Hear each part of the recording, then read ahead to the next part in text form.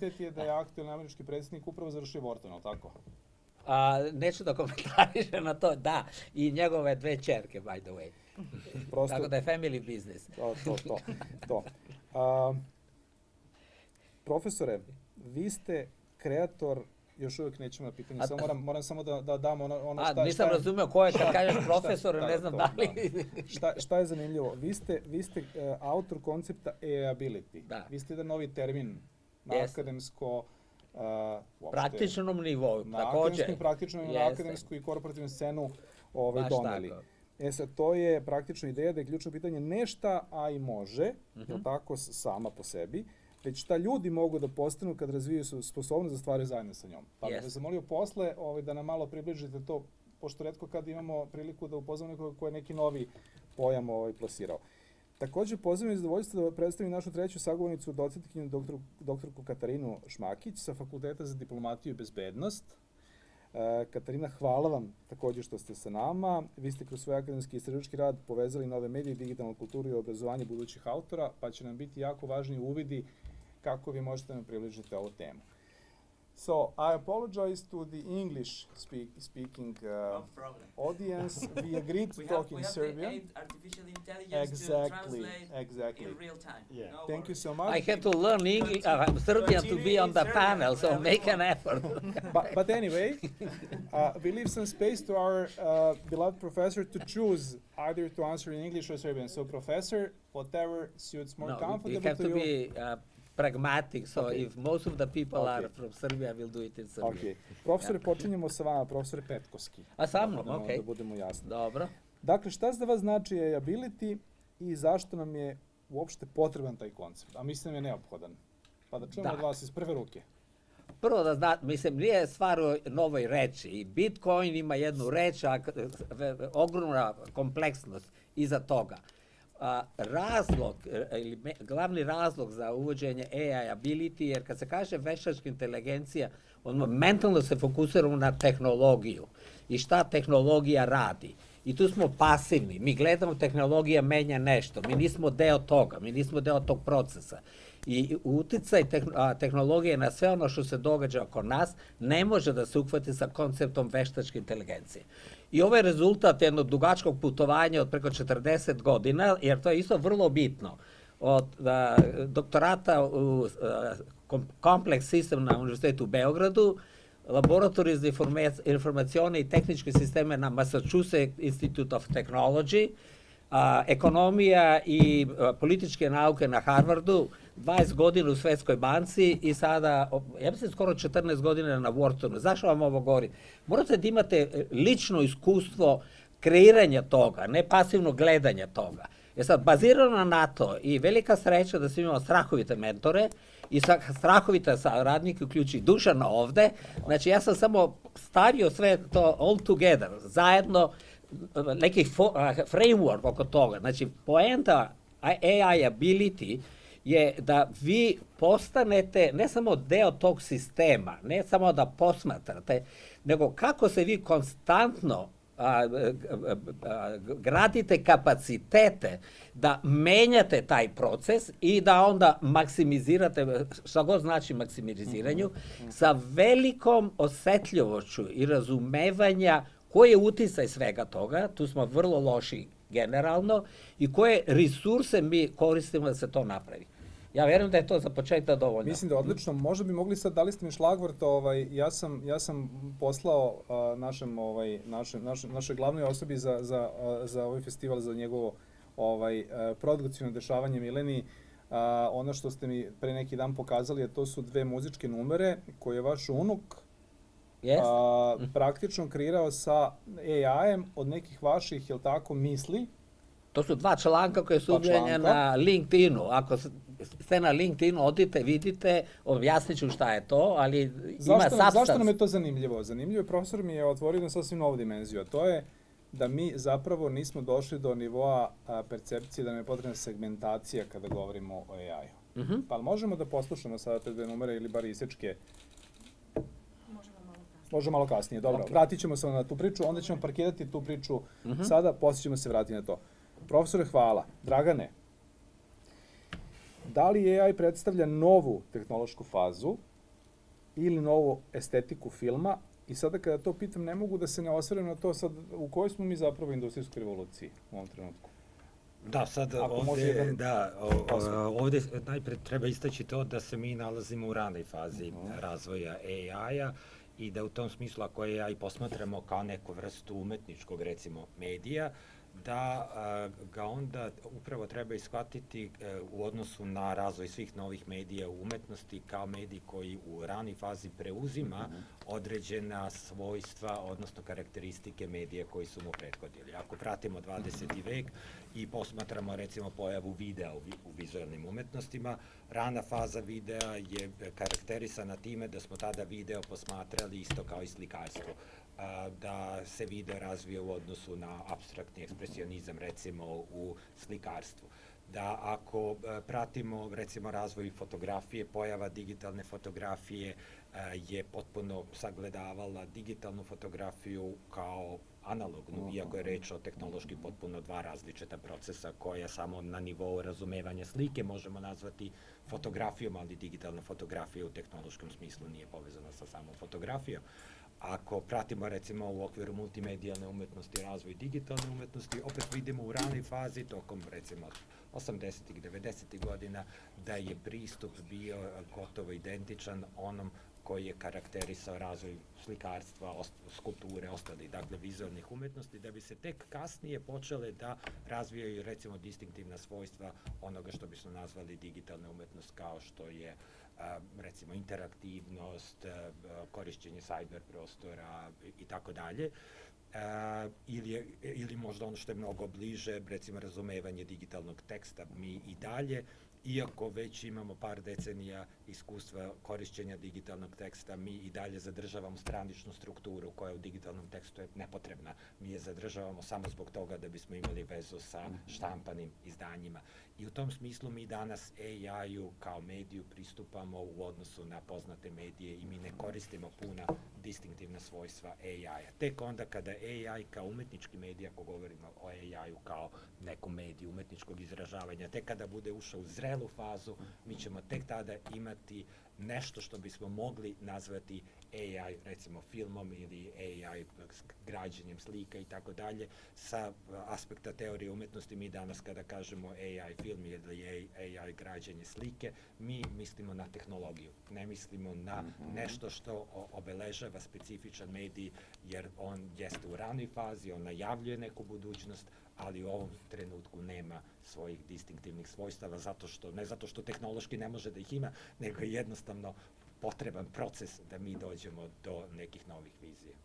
Sjajno, hvala. Ne znam, Aleksa, da li je tu je Aleksa jedan podcast sa Draganom, ovo je fenomenalno, tako da, Dragane, hvala puno na ovako divnom odgovoru.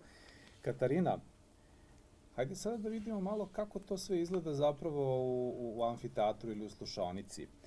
Kako studenti danas prihvataju AI alate? Da li su to više kreativni partneri ili prečice? Ili oba? Možda i gde je tu sad neka Pre nego što krenemo uopšte sa AI-om korišćenim konkretno u nastavi, ja bi se povezala, to jest nadovezala na ovo profesora, ovo što je rekao AI adaptility, koliko smo mi zaista sposobni da koristimo tehnologiju u smislu da nam ta tehnologija služi na način koji će izazivati pozitivne rezultate, a anticipirat ćemo negativne posledice koje se dešavaju i nadovezala bi se na od kolege Ćalovića upravo ovaj proces da moramo razumeti da današnje generacije, odnosno generacije rođene posle Google-a od 97. na ovamo, imaju čak i organske promene koje se razlikuju od, apropo tradicionalnog teksta i sve onoga što mi posmatramo kroz tradicionalne medije u kojima smo mi odrasli.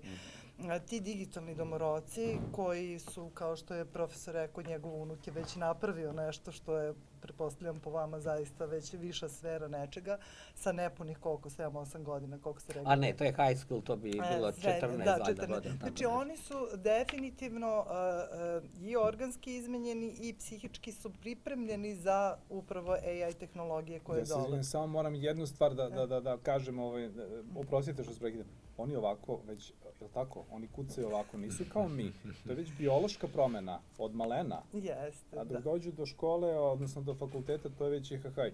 Hvala puno. Izvinite. I skoro smo imali baš panel na temu naučnih publikacija u doba veštačke inteligencije, gde je bilo raznih godišta, što redovnih profesora, što studenta doktoranata, odnosno studenta master studija. I profesori su išli sa tom stavom posle nas potop, šta će ova naša jadna deca, kako ćemo. Zato me profesor oduševio što neko sa njegovim iskustvenim godinama upravo priča o ovoj adaptibilnosti, kako mlađih generacija, tako i nas.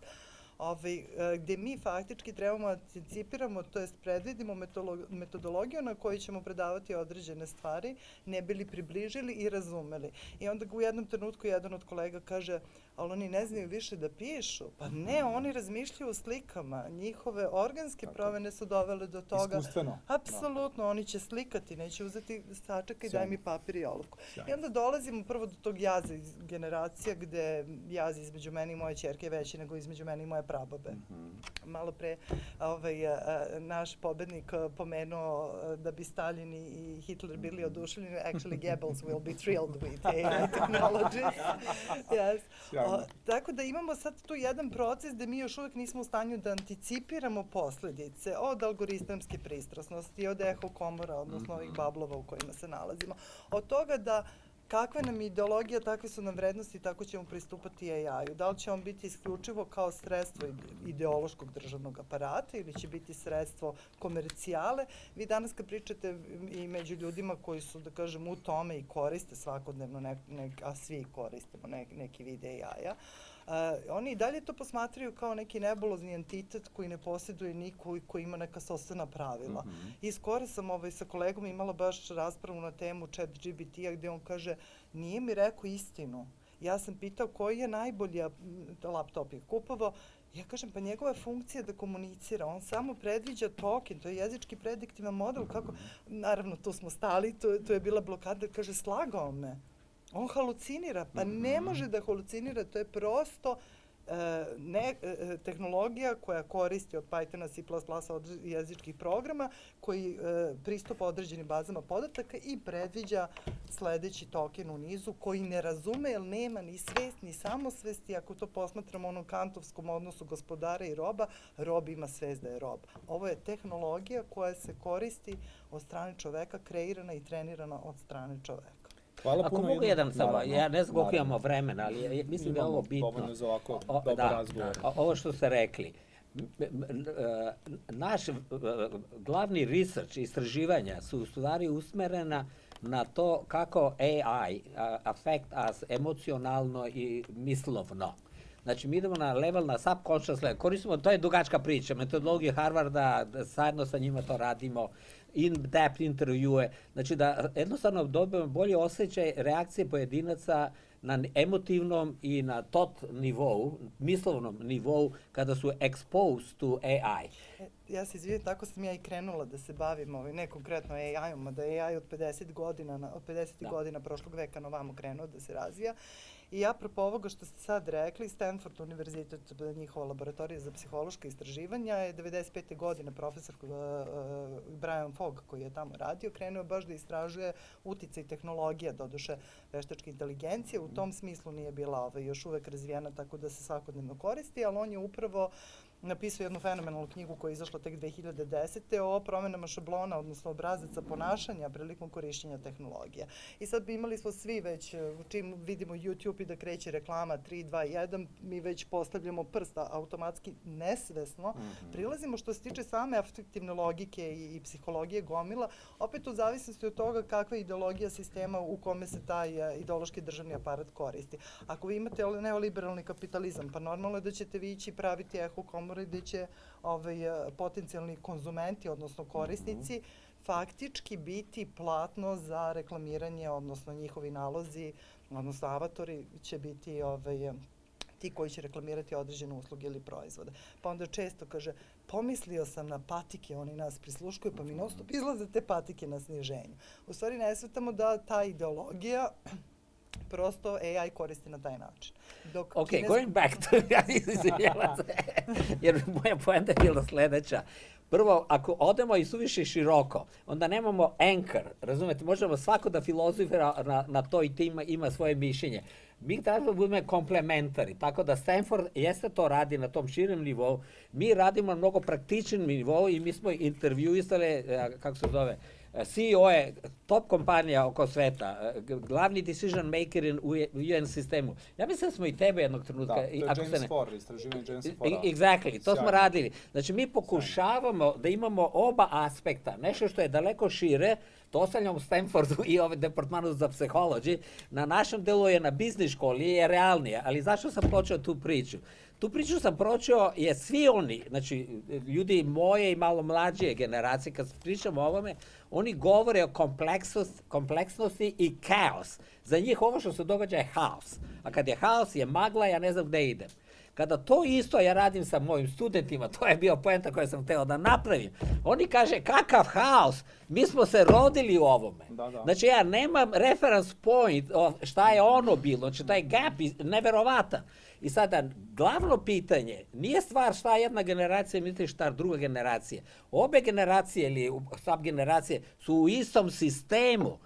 Kako mi shape, i to je ceo AI ability, kako se mi angažiramo, nezavisno od generacije i bias koji nosimo sa sobom, da kreiramo tu realnost oko nas koja omogućava nama svima da živimo na jedan normalan način. Ne znam sam jasan. Jeste, ja bi jedan primjer da vam dam. Izvini, ja prekinuo sam i vas sam prekinuo. Meni je baš drago što smo lepo, to znači da smo dobro odabrali ovaj sagovornik i da smo pravi... A i ti si temu izabrao pravo. A dobro, to nam je bilo ovde akademski izazov. Šta hoću da kažem? Nedavno u Americi bila jedna turistička konferencija gde su se reklamirale najveće turističke agencije. Ne znam da ste čuli taj primjer, verovatno jeste. Ne znam. Šta je kuriozitet primjera? Hotel ima AI agenta za zakazivanje aranžmana. I agencija ima AI agenta za to place an order for the customer. I onda su se dva AI agenta prepoznala. I u jednom trenutku su, kad su shvatili da su oba AI agenti, rekli su, a hoćemo onda na našem jeziku. I krenuli su da pričaju nešto što nije razumljivo, uopšte da komuniciraju. Da, mada je bio primjer vezano za dva robota koja su trenirana za procese pregovaranja i krenuli su da skraćuju. Zašto? To su upravo oni kriterijumi na kojima se treniraju, koji između ostalog proizvode i bias, ali bias koji nameće upravo veštačka inteligencija koju koristimo. Pa recimo kad je bio proces zapošljavanja u Amazonu, imali smo AI program koji je vršio selekciju kandidata. Mene to plaši. Pa polako, tek smo krenuli, nema potrebe da se plašimo. Bitno je da prepoznamo problem, da ga analiziramo i da nađemo prava rešenja. Imali smo isto tako na MIT-u problem sa facial recognition, gde su afroamerikanke bile prepoznate sa 34%, dok je 99,4% bio prepoznat lice belog muškarca. Što se tiče konkretno Amazona, sad da se vratim, HR sistem koji je rukovođen veštačkom inteligencijom, odbacivao sve prijave žena, zato što, i tu smo imali taj racial bias, zato što je kriterijum na kojima je treniran bio da u poslednjih 10 godina najuspešniji CEO ili menadžeri su bili muškarci. Onda smo imali još veći problem sa off-call sistemom u Velikoj Britaniji. Inače, Velika Britanija, ja sam imala tu čast da dobijem sad poziv da budem njihov evaluator, prave AI sistem gde će se indeksirati, to jest indeks originalnosti naučnih radova, gde će istraživači koji nemaju dovoljno novca da objavljuju sad u nekim vodećim časopisima biti prepoznati po ideje. To je ono što AI ne može nikada da, to je upravo ta ideja od koje krećemo. Nevezano da li je film, da li je naučno istraživanje ili bilo šta drugo. Tako da je ta algoritamska pristrasnost u stvari problem koji se javlja, zato što AI nije nezavisan entitet, ne donosi odluke sam, nego ga treniraju upravo inženjeri, odnosno ljudi koji se bave. To mi je poenta, samo dva kratka primjera. Ja sam bio u jednom vodećem institutu za veštačku inteligenciju, oni koji stvaraju to. To je u Sloveniji, ili tako? Pa nisam hteo da kažem zemlju, što je ovo, whatever, jeste. Problem je u tome što ljudi koji su u tehnologiji apsolutno nemaju širinu. Oni optimiziraju algoritam, oni ne rešavaju konkretne probleme. Znači, to je technology driven for the sake of technology. I oni čak nisu u stanju da odrede koji su prioritetni problemi sa kojima treba da se bave. Oni naprave tool i onda traže kupca. Umjesto da kaže imamo problem, ajde da ga analiziramo. Analiza problema nije stvar samo tehnološke analize, nego i ovih drugih. Da ne ulazimo detalje oko HR issue. Pre 4-5 godina su mi nudili da budem na bordu direktora, kad sam čuo šta pričam, kažem, ba vi nemate pojma šta radite. Vi uopšte ne znate šta je HR, vi uopšte ne znate ko je doprinos ljudi. Kako vi možete uhvatiti unique feature, karakteristike budućih ili trenutnih zaposlenih na osnovu apstraktnog algoritma. Drugim rečima, vi možete da imate parcijalna tehnička rešenja, ali taj parcijalno tehničko rešenje, ako nije deo sistema u kome je human prisutan, onda ćemo istrošiti velika sredstva, to mi je u stvari najgore stvar. Mi uništavamo resurse, waste resources, zato što dobrim delom zbog tehnološki overdriven rešavamo pogrešne probleme. Sad ste mi dali šlagvord da pitam Dragana. Super, i da začutam. Dragane, ne, tek ćemo da pričamo. Sad kad smo čuli ovakav kompleksan ekosistem, a jeste kompleksan i mora da bude kompleksan, i kao što je naša doktorka Katarina rekla, na početku smo, da se ne brini, na početku smo, to je dobro. Kako zapravo AI menja pojam autorstva i originalnosti? Kako sad tu nekako da se pozicioniramo po tvom? To je sjajno pitanje zato što se često sada postavlja i postoji neka vrsta bojazni kada govorimo o autorstvu ili o kreativnosti i pojavi AI, ali ja bih samo isto da podsjetim da kada govorimo o autorstvu, kada govorimo o kreativnosti, o umetnosti, mi zapravo ne govorimo o nekakvim večnim pojmovima koje se tokom istorije nikada nisu menjali i gde mi sada treba da održimo nešto po svaku cenu. Znači nije zakucano u kamenu? Nije, evo, ako pogledamo svaki od ovih pojmova, recimo autorstvo koji, dakle, vodi poreklo od latinskog autor, gde se pretpostavlja da je ovaj termin nekako opet vodio poreklo od glagola agere, u smislu nešto izraditi, izvesti, učiniti, ili augere u smislu rasti, razvijati se, ili isto tako autum u smislu autoriteta. To znači da već pre mnogo vekova mi imamo ovaj koncept koji pretpostavlja neku vrstu autoriteta ili neku vrstu izvedbe. U srednjem veku autorstvo se, dakle, povezuje isključivo za pisanu reč. Mi danas kada govorimo o autorstvu, mi povezujemo sa bilo čime. Dakle, to može biti autorstvo, fotografije, izložbe, to je najmanje pisana reč. Aranžmana, bilo čega. Dok je, dakle, u srednjem veku autorstvo, kada počinje da poprima svoje pravo značenje, vezuje se isključivo za pisanu reč i to vezuje se za autentično tumačenje svetih spisa, koje su, dakle, sveti oci, zato što su bili nadahnuti svetim duhom, mogli da daju jednu interpretaciju koja se nije dovodila u pitanje, pri čemu je ovo originalno tumačenje opet nema značenje kao mi danas. Kada kažem mi danas, često u srpskom jeziku originalnost povezujemo sa inovativnošću, ali zapravo je originalnost u svom korenu povezana sa izvornošću, bolje reći onda izvorno tumačenje, ili u engleskom origin. Dakle, to je ono tumačenje koje je najbliže, dakle, samoj suštini, jer sama inovativnost u srednjem veku nije imala značaj kakav ima danas. Mi danas volimo da sve bude inovativno. U srednjem veku su se mnogo više cenile ponavljanja nekakvih najboljih uzornih principa majstora koji su se prenosili sa generacije na generaciju. Ako pogledamo umetnost starog Egipta, ona se vrlo slabo razvijala tokom par hiljada godina, ne zbog toga što oni nisu bili inovativni, nego su imali potpuno drugčiji pristup umetničkom stvaranju u odnosu na naš, pogotovo zahvaljujući moderni. Tako da, ako pogledamo razvoj pojma, vidimo da se on tokom istorije razvijao. Bez obzira da li imamo novu tehnologiju ili ne, on će se razvijati de facto i u budućnosti, verovatno zahvaljujući različitim društvenim promenama, i to isto važi i za ostale pojmove kao što su kreativnost ili ono što sam ja isto spomenuo na otvaranju, jako je zanimljivo kada govorimo o autorstvu, da možda iz ugla Benjamina to sagledamo, jer je Benjamin jako lepo govorio o gubljenju elitističkog statusa autora. Benjamin je bio opčinjen avangardnom umetnošću i bio je revolucionar i on je prihvatio tu avangardnu ideju da se umetnost spoji sa životom i da se svi bavimo umetnošću. Što je potpuno suprotno u odnosu na prethodni elitistički model, pogotovo ako je sagledan iz 19. romantičarskog ugla, 19. vekovnog romantičarskog ugla, gde se uvodi pojam talenta, koji je potpuno nedemokratski jer pretpostavlja neku vrstu različitosti po rođenju.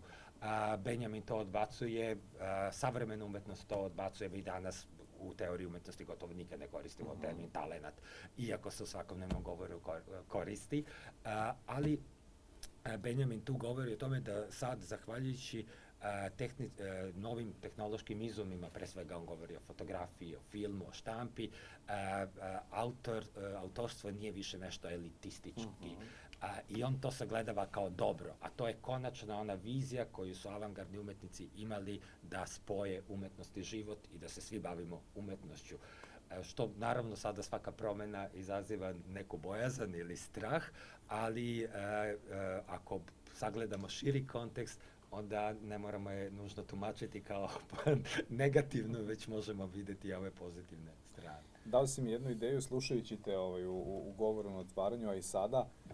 Palo mi na pamet sad, vratio sam se na moje studije i vratio sam se na dela Maršala McLuhana. Kako bi sad izgledalo kada bi u to unili... Kada uvedemo i McLuhana, bilo bi jako zanimljivo.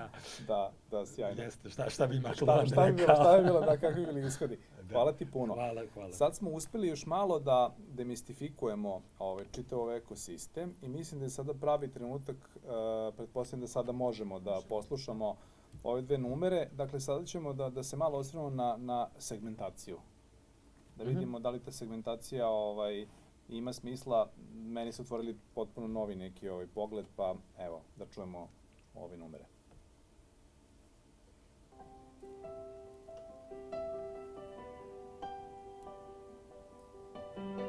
We've all been here before, we've weathered every wave. Globalization, crisis, every storm we tried to break. But the terrain just shifted and the old maps will not hold. Cause it affect our tangle in the future won't be. Ja da budem kreativan. It's not just changing something deeper now. Speed of scaling shadows we can't see. This is the ability world. Where the crowd moves faster than the truth. Not a model, not a checklist, but a way to read the room.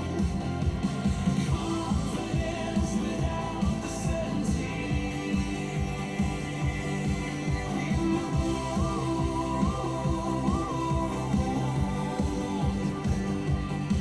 We learn to navigate the chaos we break through.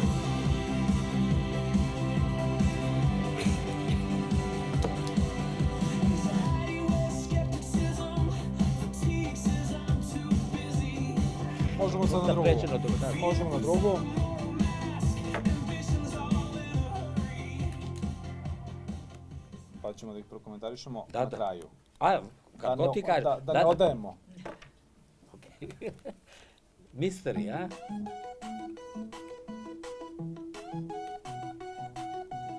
You call it the disruption, I call it Tuesday. A is not a tool I picked up, it's the air, it's the way. Born into the volatility, raised on the flux. Financial crash, the pandemic, polarization, what's up? It's infrastructure, it's the layer underneath my mind. Ability, excellency, it's how we're built to survive. You say I'm perseverant, I say it's amplified. This was never stable, don't you tell me it'll stabilize. And it is my baseline. Don't wait for the ground to hold. Teach me how to thrive inside.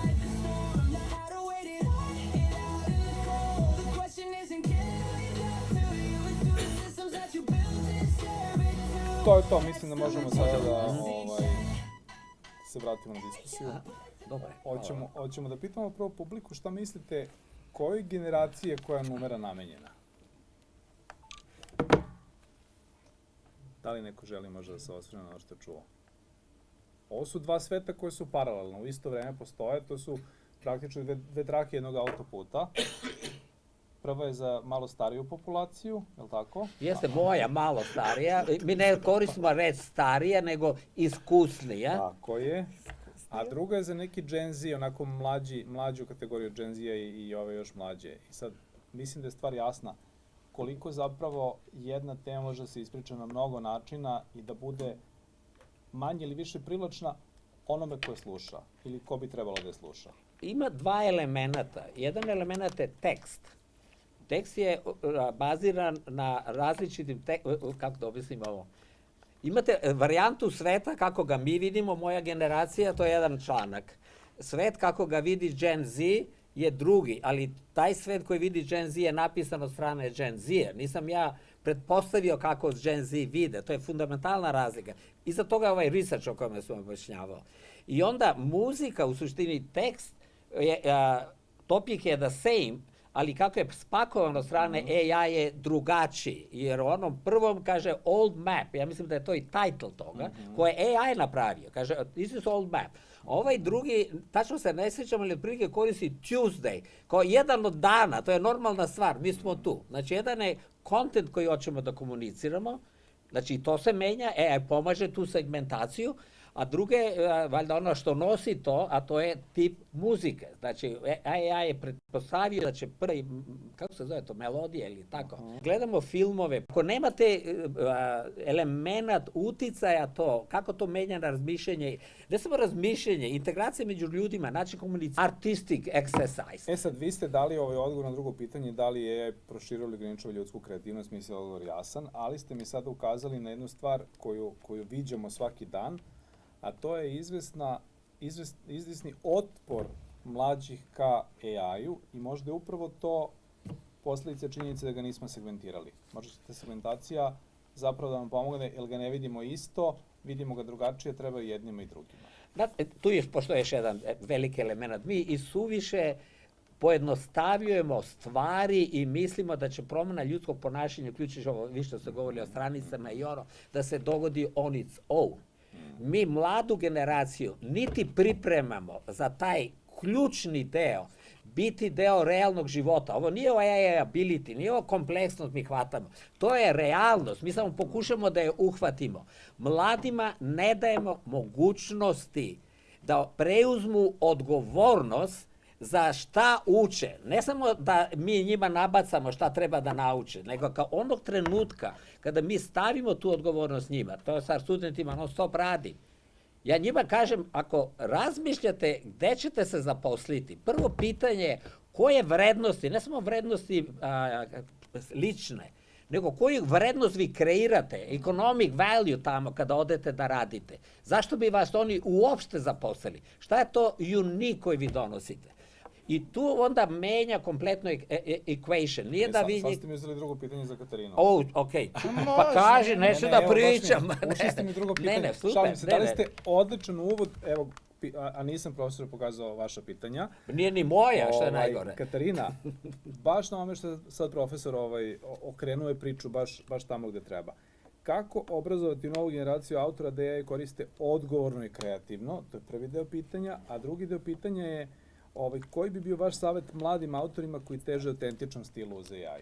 I onda se vraćamo na taj S obzirom da Dragan zna da godinama se i družimo i radimo zajedno i upoznat je sa tim mojim segmentom da sam okrenuta pre svega novim kompetencijama medijske pismenosti, s obzirom da od 95. od Potera na ovamo non stop vrtimo jednu te istu definiciju, sve živo oko nas se promenilo, svet koji smo mi znali faktički ne postaje svet naših digitalnih domorodaca i sad i pre svega i kao roditelj i kao predavač kako prilagoditi gradivo. Koliko ja to gradivo razumem, ranije ste imali kredibilitet zato što nisu imali toliki pristup informacijama, danas imate tu mogućnost da svako može bolje da uđe u materiju naravno ukoliko zna i na koji način da koristi upravo.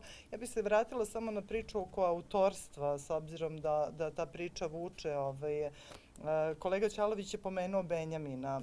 On jeste rekao da elitistički pristup više ne postoji, da aura sama po sebi, ali onda izašao 30. godina film, pa je onda bilo ali još uvek ima taj magijski ritual u sebi.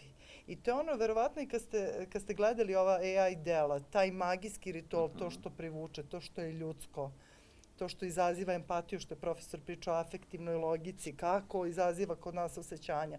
To je ono što će ostati. Što se tiče novih digitalnih kompetencija, po meni, s obzirom da se intenzivno bavim tim, jesu te prompt komunikacije. Ne smatram da je AI zamena za bilo kakvu kreativnost, naprotiv smatram da su prompt komunikacije budućnost uopšte kako komuniciranja, tako i saradnje sa AI agentima koji su svuda inkorporirani. Ja bih tu napomenula samo i onaj čuveni moratorijum od 6 meseci OpenAI-a, gdje su oni rekli, ok, izumeli smo točak, a i sad da vidimo kakve se te posljedice točak ostavlja. Znači, koga može u tom procesu pregaziti. Nažalost, više mi se čini da je to bilo marketinško, kao tipa ova 2 chatbota agenta i da je to više bilo taj tržišni moment da se podigne svest o tome, pa prosto živimo u takvom. Mi imamo AI tehnologije koje se koriste i u Kini i u Rusiji, ali njihova ideološka struktura je sasvim drugačija. Ali mi smo prosto provestrano, odnosno okrenuti zapadnom tržištu i rukovodimo se tim nekim principima. Ovdje bih napomenula, kada je u pitanju sama kreativnost, francusku grupu Obvious, koja je napravila delo koje se prodalo preko 400.000 funti na aukciju u Kristiju. Možete da ukucate sada da pogledate. Edmond de Bellamy se zove naziv dela. Mene posjeća konkretno na Edgar Allan Poe i na njegovog čuvenog Gavrana. Oni su potpisali delo kodom koji su koristili. Znači u potpisu autore algoritam koji je francuska grupa umetnika, inženjera koristila za kreiranje tog dela.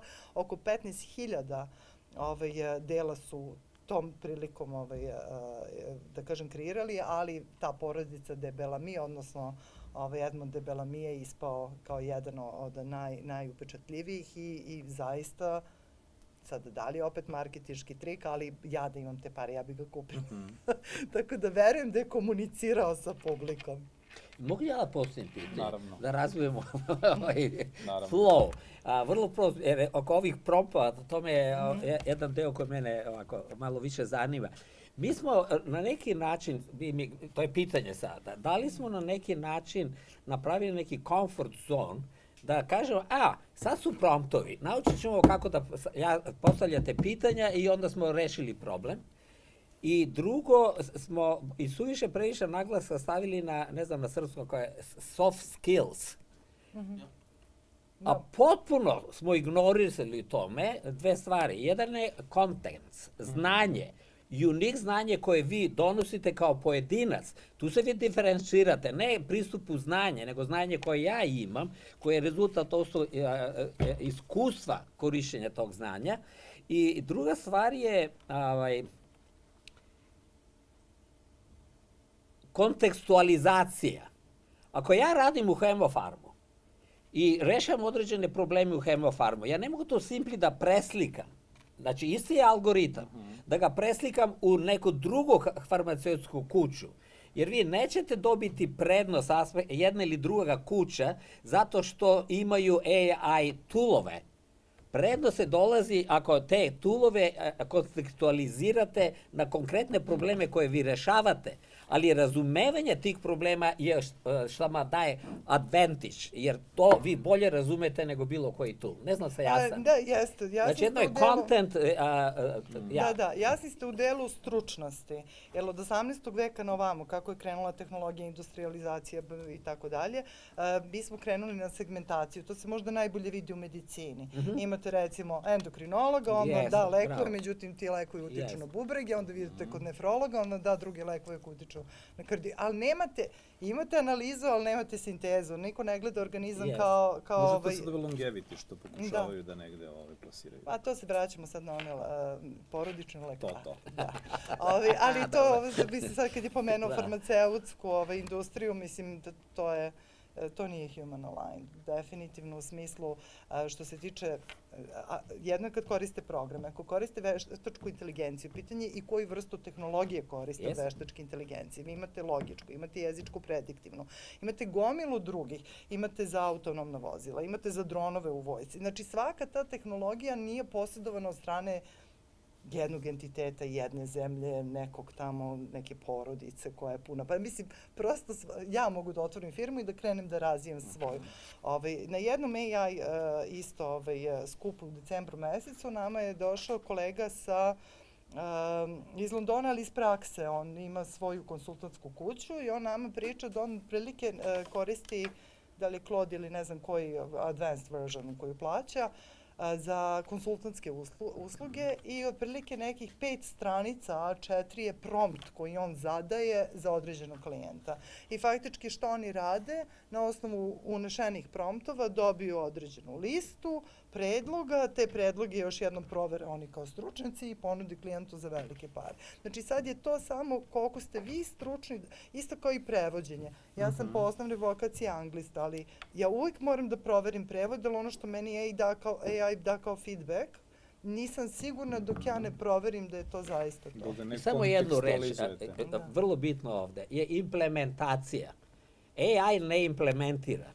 Vi implementirate. I taj deo je opet gde vi gradite uniqueness, koje vama daje advantage. Ja sam dovde od konsultantskih firma, radio sam s njima, u Svetskoj banci smo imali 4 fundamentalne reorganizacije, sve je propadalo, jer i oni su samo, da kažem po znaku navoda, pogrešan pristup ubacili u AI. Jer oni kada razvijaju consulting, uopšte se ne dovoljno postave u poziciji oni koji će na kraju da to primene. I obično je failure of implementation, nije failure of strategy. I onda imate onaj čuveni izraz, kaže implementacija jede strategiju za doručak. Znači, svako može da filosofira na strategiji. Znači, kad dođe do implementacije, onda ljudi su angaženi u tom. Jeste, u Srbiji ima onaj izraz, kaže, operacija uspela, pacijent je umro. Tako je. Super. Ajde sad da vidimo, kad pričamo o tome operacija uspela, pacijent umro, to se neretko dešava. Hajde da vidimo sada, Dragane, da nam ti kažeš šta misliš, može li AI film imati istu umetničku vrednost kao tradicionalni film, ili da li može operacija da uspije pacijent da preživi? Hvala na ovim sjajnim pitanjima, zato što to jesu pitanja koja sada svi postavljaju i mi smo na umetničkom fakultetu, pa je jako važno i da nekako odgovorimo na njih. Kada govorimo o umetničkoj vrednosti, moram opet istaći da umetnička vrednost nije ni u kakvoj povezanosti sa medijem ili tehnologijom. Iako se u svakodnevnom govoru i u nekakvim laičkim promišljanjima umetnosti uspostavlja veza između umetničke vrednosti i nekih drugih aspekata koji su možda iz nekih drugih disciplina došli u razumevanje umetnosti, kao što su tržišna vrednost ili tehnologija ili zanatska komponenta, vreme koje je potrebno da se uloži u jedno delo. To, dakle, sa samom umetničkom vrednošću nije u kakvoj povezanosti. U tom smislu, kada govorimo o umetničkoj vrednosti, mi uzimamo neke druge aspekte jednog dela, apsolutno zanemarujući da li je to delo nastalo za 10 sekundi ili je neko se time bavio 3 dana ili 3 godine, jer to je irelevantno. Bitno je na kraju šta smo mi dobili.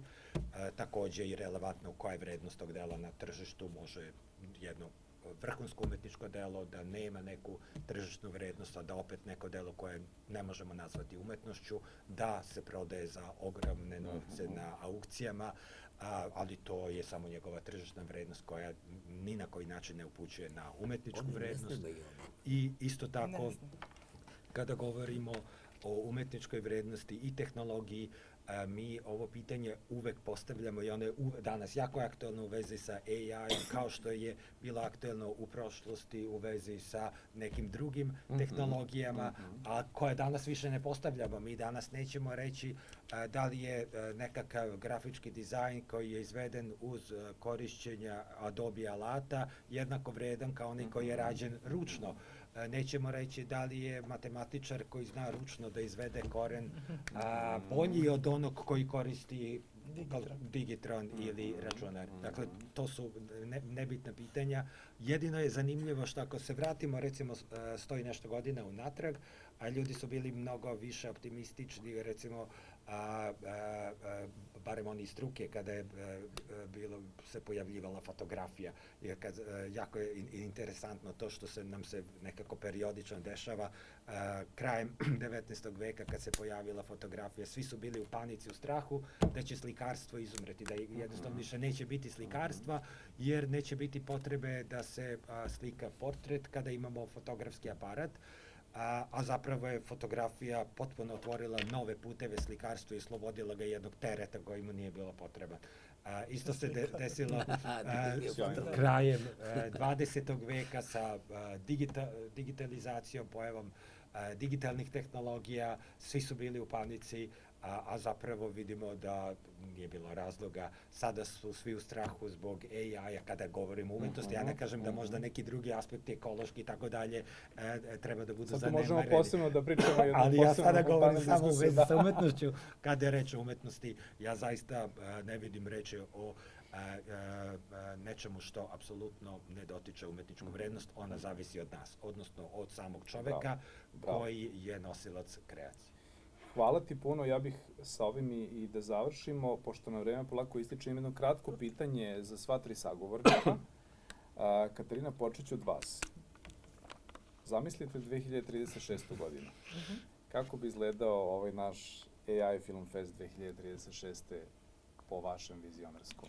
Pa sad ne znam koliko mi bi imali možda verovatno koristi u kvalitetu samih filmova, a generalno ideja je uvek ideja umetnika, njegovo posmatranje, značenje koje on daje sadržaju koji kreira AI alat, tako da samo vidim veću dostupnost i unapređenije alate. Konkretno ne vidim apsolutno nikakvu prepreku. To bi pomenula filozofa Marlona Pontija koji je rekao da svako delo, pa setimo se Vincenta Van Gogha koji za života nije bio priznat, nakon njegove smrti dela se prodaju za ogromne novce. Upravo je institucionalnost umetničkog dela ono što mu daje značaj, kao i naravno ideologija, odnosno vladajuća. Imali smo SFRJ na ovim prostorima 50 godina, pa smo znali šta se sme, šta se ne sme, koja je naručena umetnost, koja nije, i nije bilo baš neke, da kažem, velike slobode umetnika. Mislim da će AI alati baš zbog toga da daju možda mnogo veću produkciju samog sadržaja, ali samim tim imat ćemo više mogućnosti da biramo. Samo jedna mala anegdota, hvala vam. Juče sam vadio izvod iz matične knjige rođenih i bilo je ono u kojoj zemlji ste rođeni. Pogrešno sam napisao, ali mora da napišete za Freja. Hvala vam puno. Profesore Petkovski, kako u vašim očima izgleda ovaj isti naš AI Film Fest 2036? Sad imam prednost, čuo sam pitanje ranije, pa sam se pripremio. Ja sam opsednut jednom stvari, i to sad vi zaključite na osnovu toga kako će festival da izgleda. Ja mislim da je umetnost nije dovoljno iskorišćenja u mnogo aktivnije menjanje naše percepcije realnosti oko nas, uključujući kreativno i to. Pre mnogo godina, pošto je ovo kratka priča, da muzika da se koristi u leadership i neki na klaviru, imate tih pokušaja da se dovede do malo značajnih praktičnih stvari koje ljudi se pozivaju, nama je potrebna pomoć. Umetnici i taj festival u to vreme, u ovom periodu, bolje internalizira koja je to power, snaga koju oni mogu da imaju, da shape način na koji mi kao ljudska bića, komplementirajući evoluciju, ali to je sad drugačija priča. Hvala Dragane. Last but not least. Da, hvala, jako zanimljivo. Pa ja imam utisak da ćemo 2036. morati da pronađemo novi naziv ovom festivalu, jer će biti gotovo besmisleno da se zove AI filmski festival, jer će se verovatno... Biće filmski festival. Biće filmski festival koji koristi AI. Kao što sada ne kažemo filmski festival za digitalnu kameru. To sjajno. Će biti neki avatari ovde u prostoriji. Nadam se, bilo bi lepo. Super, hvala vam puno. Da li možda ima neko pitanje iz publike? Kratko, možemo onda u neformalnom delu druženja. Hvala puno mojim sagovornicima. Hvala tebi, ovo je bilo fenomenalno. Hvala tebi. Bravo. Hvala puno.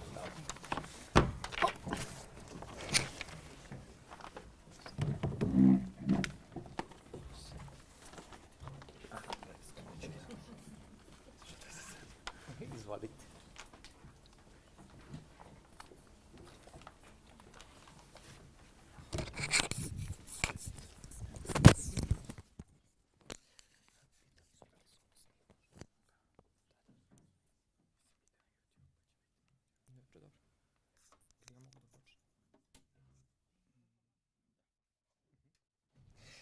Thank you to our speakers for the inspiring discussion.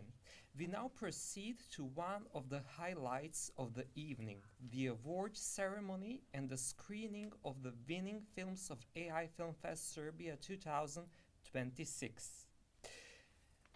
We have now reached one of the most exciting moments of AI Film Fest Serbia 2026, the presentation of this year's festival awards.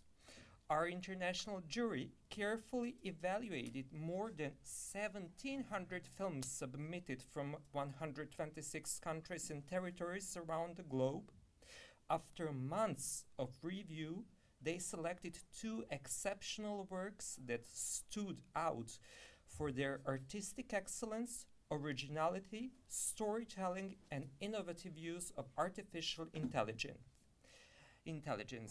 It is my great pleasure to announce the recipient of the first prize of AI Film Fest Serbia 2026. First place goes to The First Day by Anton Dubrovin from the Russian Federation.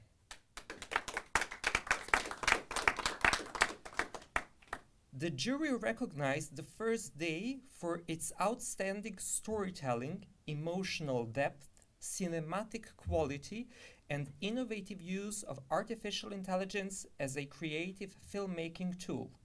Although Anton Dubrovin is unable to join us in Belgrade this evening, he has prepared a special video message for us, for all of us. Before we watch his message, I would like to invite Professor Dr. Milena Ilic, Executive Producer of AI Film Fest Serbia, to the stage to formally present the first prize. I think that Dragan Čalović will be better in that role. Okay, please. then my apologies, I invite Professor Dragan. Okay, thank you. Thank you. It's my great honor and to present the first prize of AI Film Fest Serbia 2026. This award recognizes not only outstanding artistic achievement, but also the remarkable possibilities that emerge when human creativity meets artificial intelligence. Congratulations to Anton Dubrovin for his exceptional film, The First Day. Although he could not be with us in Belgrade tonight, we are delighted that he has sent us a special message. On behalf of AI Film Fest Serbia, I'm proud to present the first prize to Anton Dubrovin, and congratulations, and we look forward to welcoming you to Serbia in the future. Thank you. Thank you, Professor. Thank you, Professor Čalović. Ladies and gentlemen, please join me in congratulating our first prize winner, and let's watch his recorded acceptance message. His award awaits. Приветствую команду, жюри и зрителей AI Film Fest Serbia. Меня зовут Антон Дубровин, я автор короткометражного фильма «Первый день». Хочу выразить глубокую благодарность организаторам и международному жюри за эту награду. Стать победителем среди большого числа участников со всего мира – это невероятная честь и большая гордость. Фильм «Первый день» – это глубоко личный проект. Он посвящен памяти моего прадеда, старшего лейтенанта Поликарпа Антоновича Соколова и трагическим событиям 22 июня 1941 года. Для меня технологии искусственного интеллекта стали не просто инструментом, а уникальной возможностью оживить историю, соединив память поколений с кинематографом будущего. Спасибо фестивалю за создание столь мощной международной площадки для цифровых авторов. Хвала вам!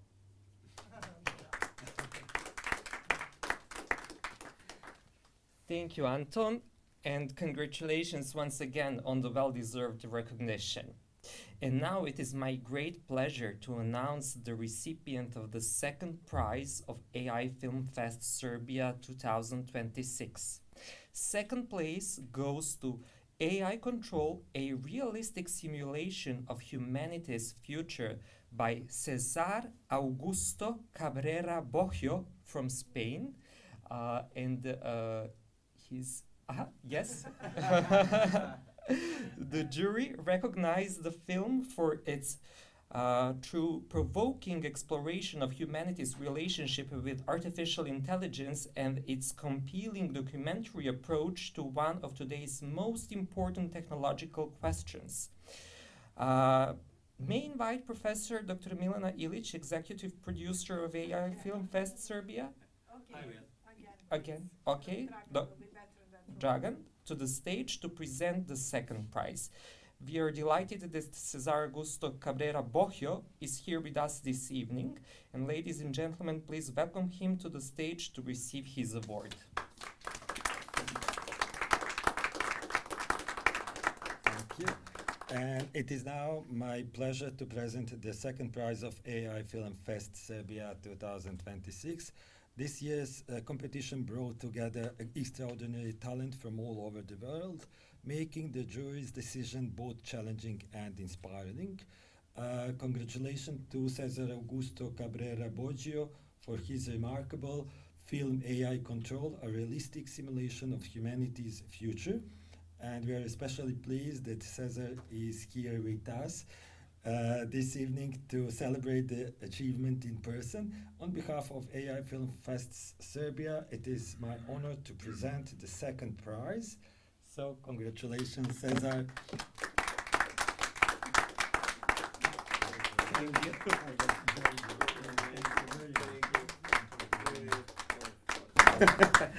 Thank you. Yeah. First of all, thank you.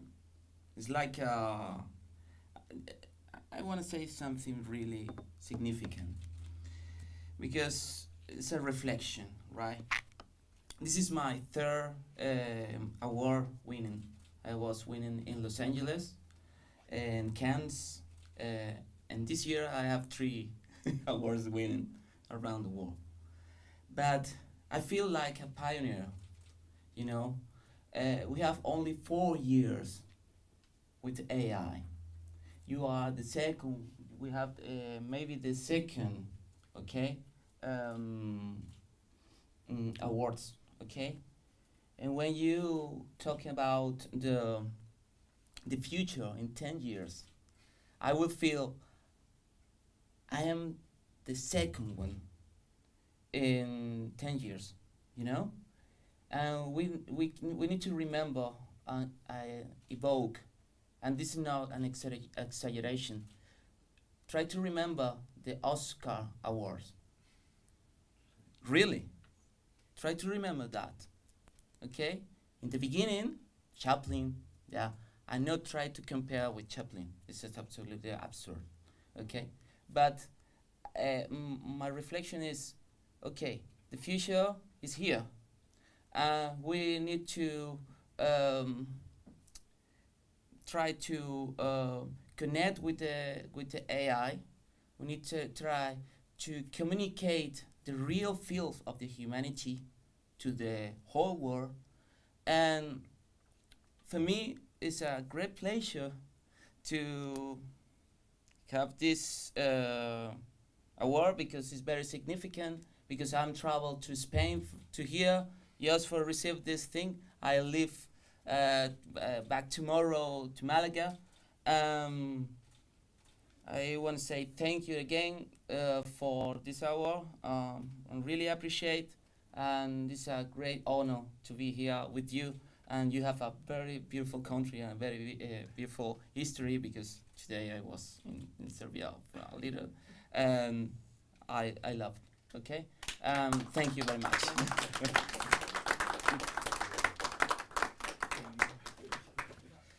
Thank you, Cesar, and congratulations once again. And now we invite you to enjoy the two award-winning films of AI Film Fest Serbia 2026. We begin with our first prize winner, The First Day, followed by our second prize winner, AI Control, a realistic simulation of humans' future.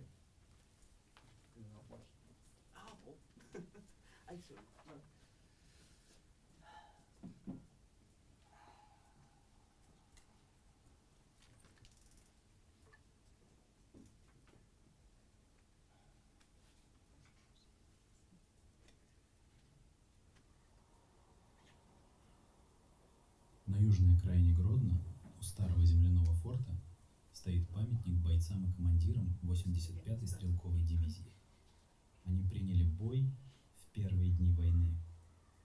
Среди них был мой прадед, начальник штаба 1-го батальона 141-го стрелкового полка, старший лейтенант Поликарп Антонович Соколов.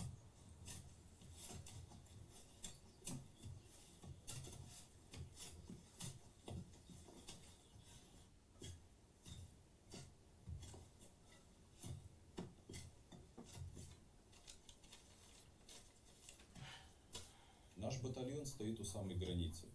На противоположной стороне уже видны немецкие части. Обстановка тревожная. Немцы ведут себя вызывающе. Пока все по-прежнему. Службу несем. Передай детям, что у меня все в порядке. Берегите себя.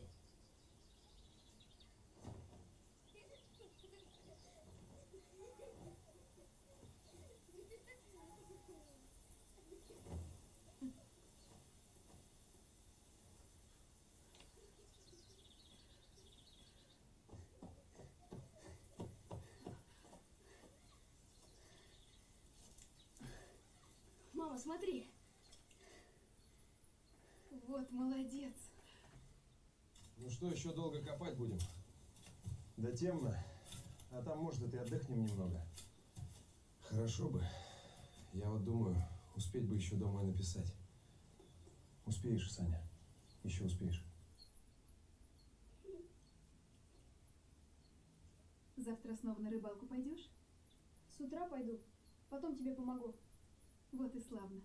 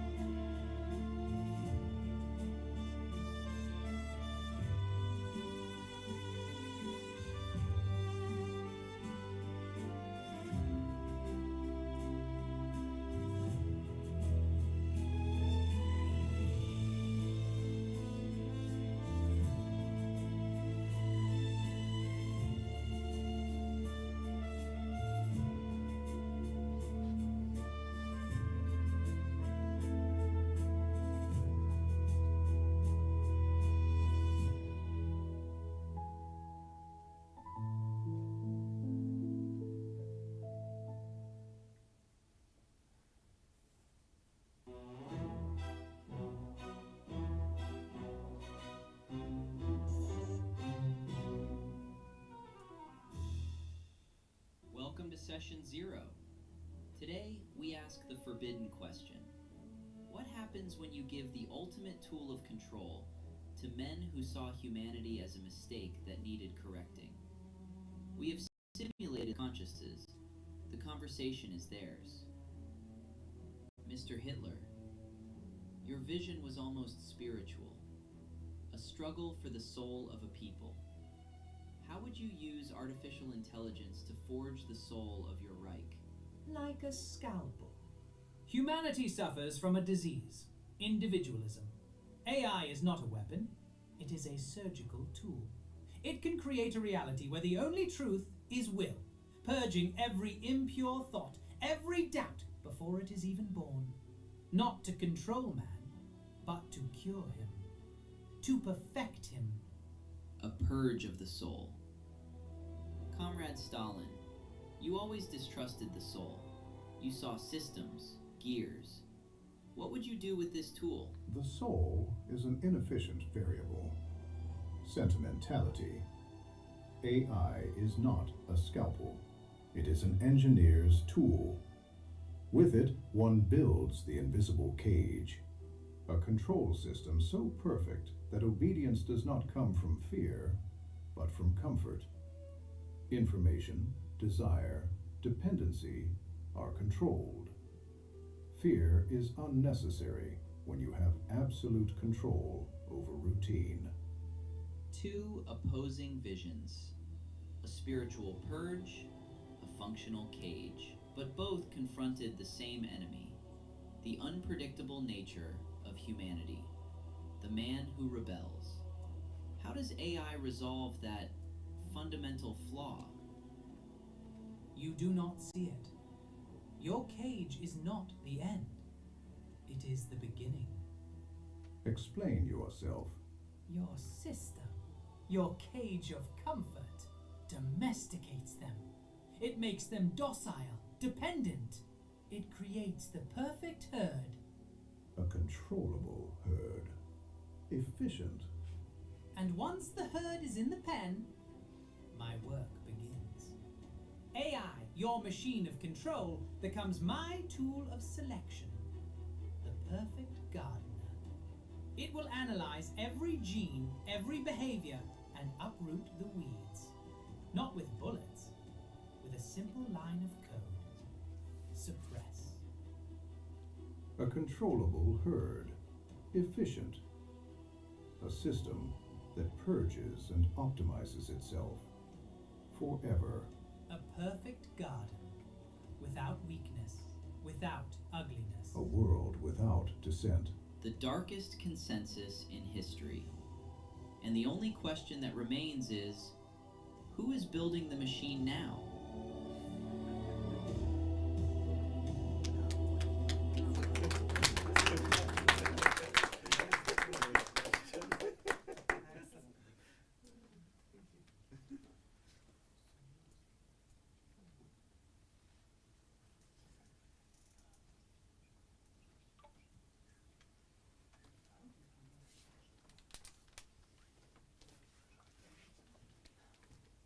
It's me once again.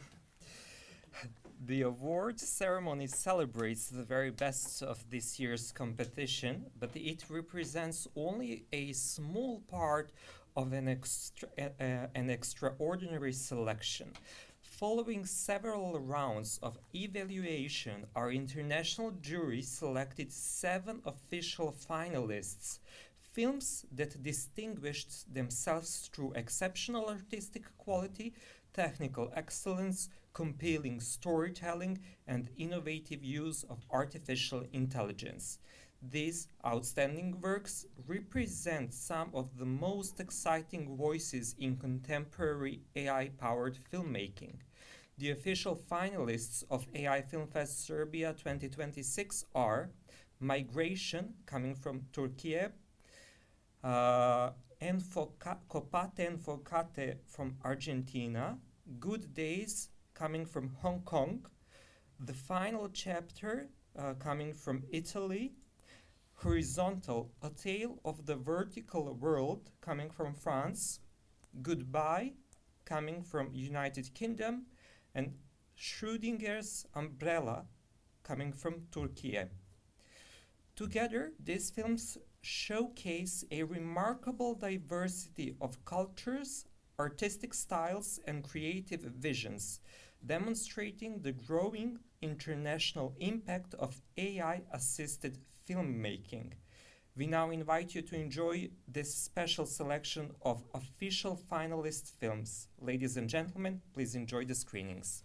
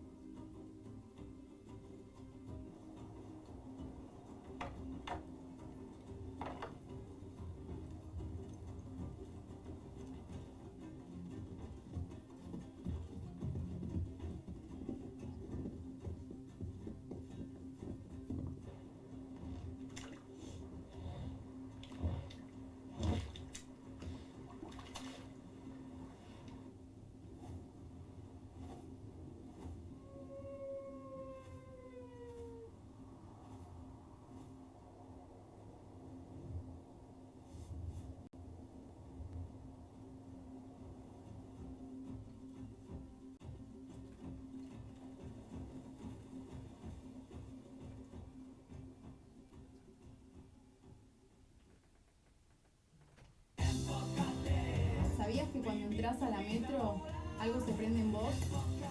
Porque acá no solo aprendes, acá te copás de conocimiento y creatividad. La vida es hoy, mi amor, enfócate, viví tu vida ahora, enfócate, no esperes más. No esperes más, vení y copate con nosotros.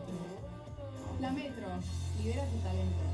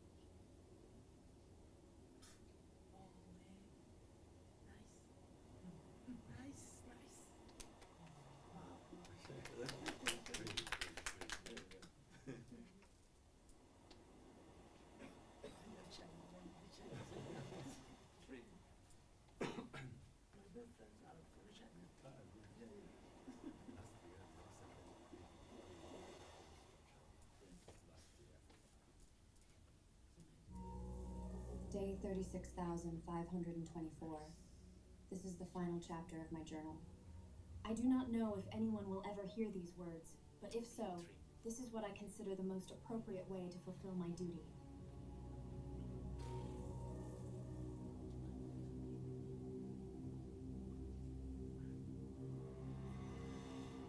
Contact with ground control has been inactive since immediately after day X. Upon arrival, the station was empty.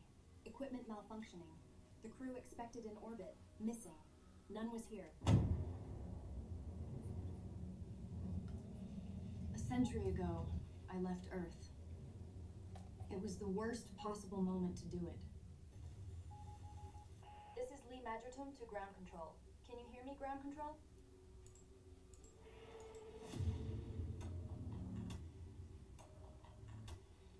The signal died.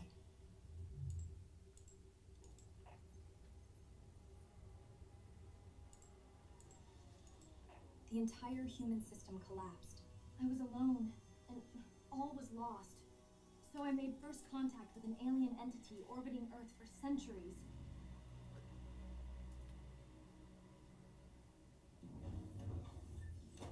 Hi, I'm Malian. Do you like my human voice? I can change it if you want. Its name is Malian, and it has been observing us since the dawn of time. I always knew there was something out there, but I never imagined this. My people forgot me here, and I never expected to still be here after a century. But time, now I know that time is only our invention. I learned from him, the being who saved me.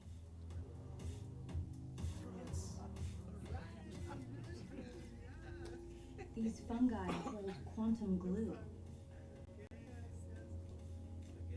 Everything I needed to make it this far.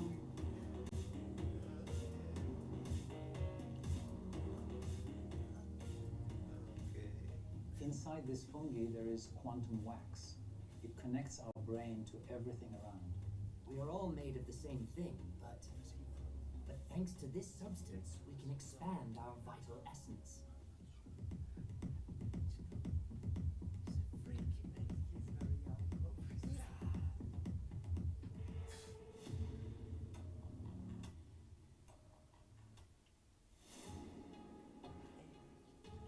Right now, it is the year 2255, and this is the situation on Earth. Only 0.001% of the population has access to all the resources. They live in Arcadia, a place once called Venice.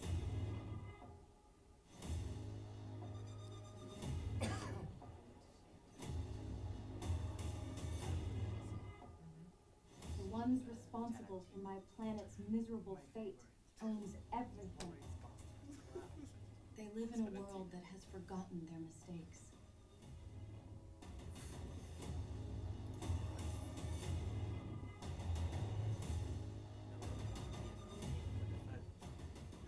Mankind crossed all limits just because it could.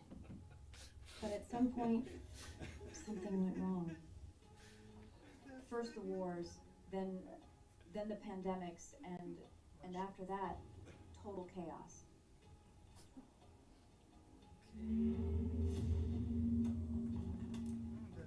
At some point, they figured a new religion was needed, so they made one up. They called it N, yeah, just simply N.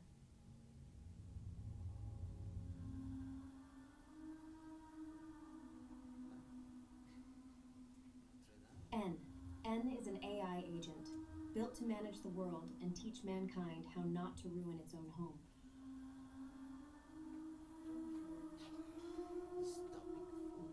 N works like a god, but this time it speaks directly to humans, granting them knowledge and progress only when they deserve it.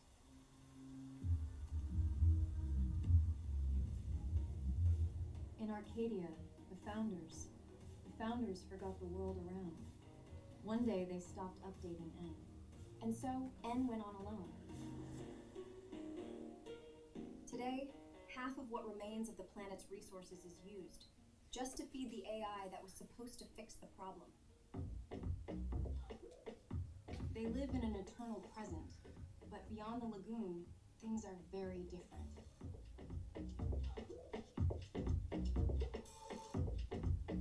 Like in the Middle Age, the humans now live inside cities surrounded by high walls. Outside the walls, what remains of the world belongs to the hybrids. They are half humans, half whatever the founder liked.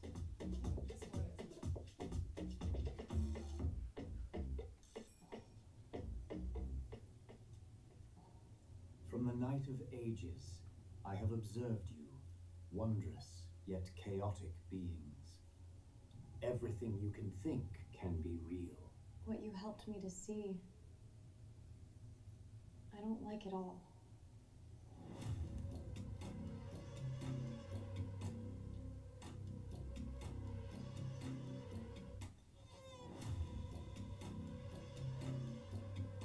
The fungi keep you alive in the void. But if you don't die falling, what comes next is worse. You live forever awake in the void. There's nothing I can do. I'm feeling very still. Ah, damn. All of this seems a cover of Space fucking Oddity.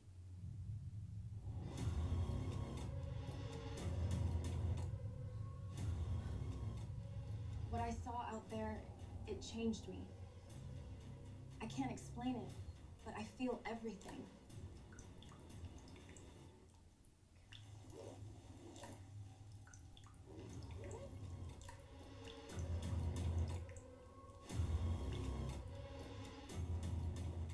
I'm Lee Majorton, the last human, outside the planet.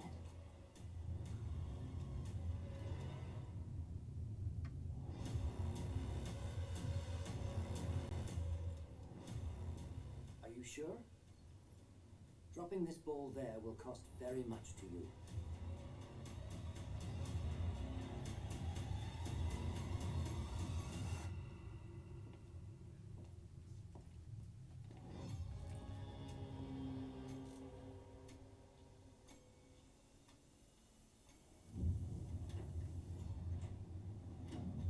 There is no coming back this time.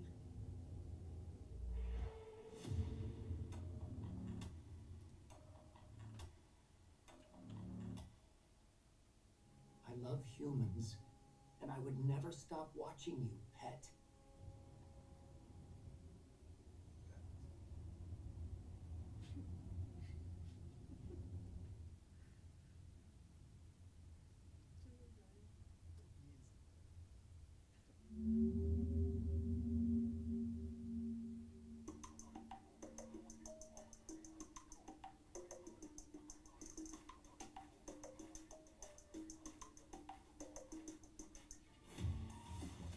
This stuff is brain food. Eat it, and you won't need any AI.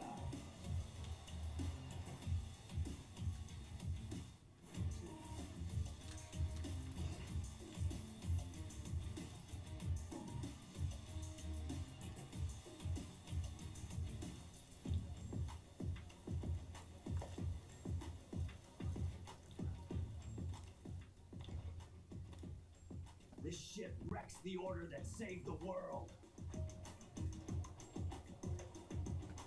Lizzie is ready.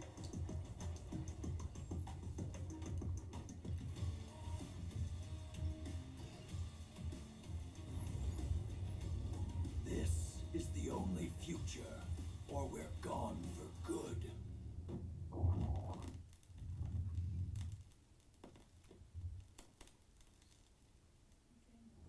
J'ai une petite histoire à vous raconter. Le 31 décembre 2099, le système conçu pour sauver l'humanité en voie d'extinction a été activé. Tentative désespérée face aux conséquences du productivisme.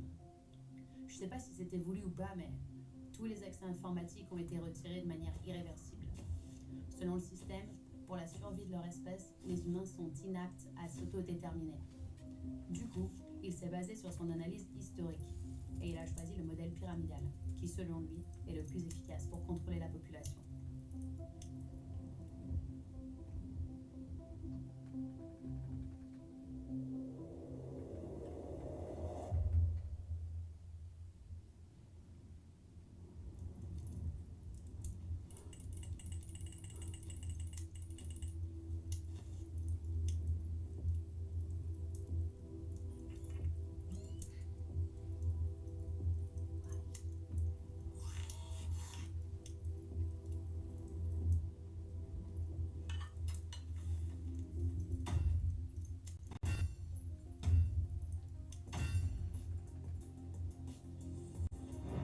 Le système répond à son obligation de survie en s'étendant à l'infini. Il n'a absolument aucune émotion. Il préserve la vie, oui, mais contrôle absolument tout. Pour lui, c'est simplement une charge, un problème à régler. Pour organiser l'humanité, il s'est appuyé sur l'histoire. Il a repris un modèle ancien, celui des colonna romains. Chaque colonna est spécialisé dans une production essentielle. Aucun n'est autonome. Et tous dépendent du système pour l'eau, la nourriture et les soins. Pour gouverner, le système a créé des modèles spécifiques, des entités dotées de personnalités humaines, pour augmenter les probabilités de succès et la qualité des données récoltées. C'est une expérimentation continue. Ces entités sont appelées les verticales.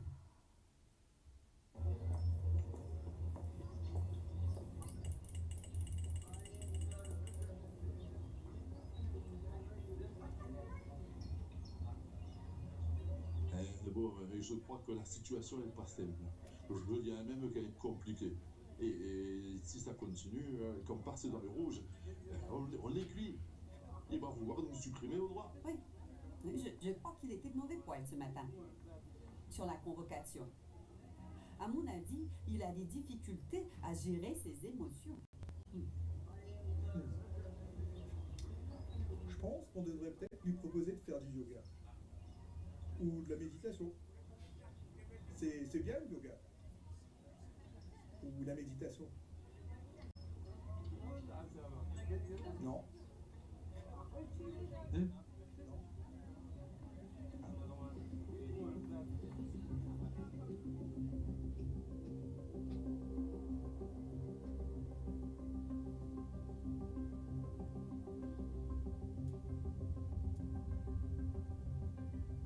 Nous venons de recevoir une notification. Nous sommes en zone rouge.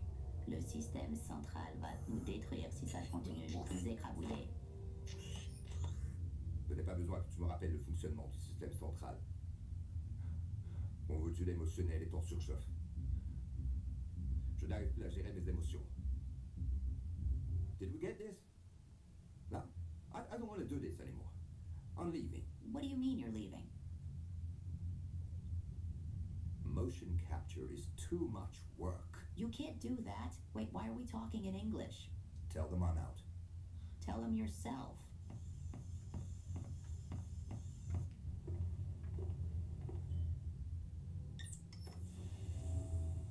Good morning, sir. You told us to come here to... Stop. Don't come. I'm not doing this anymore. I don't care about the story. お先に失礼します。Okay, guys, tell me what's going on. What's happening? I don't know. Why are we talking in English? English. I don't know. Why? Oh, maybe you thought this was the story?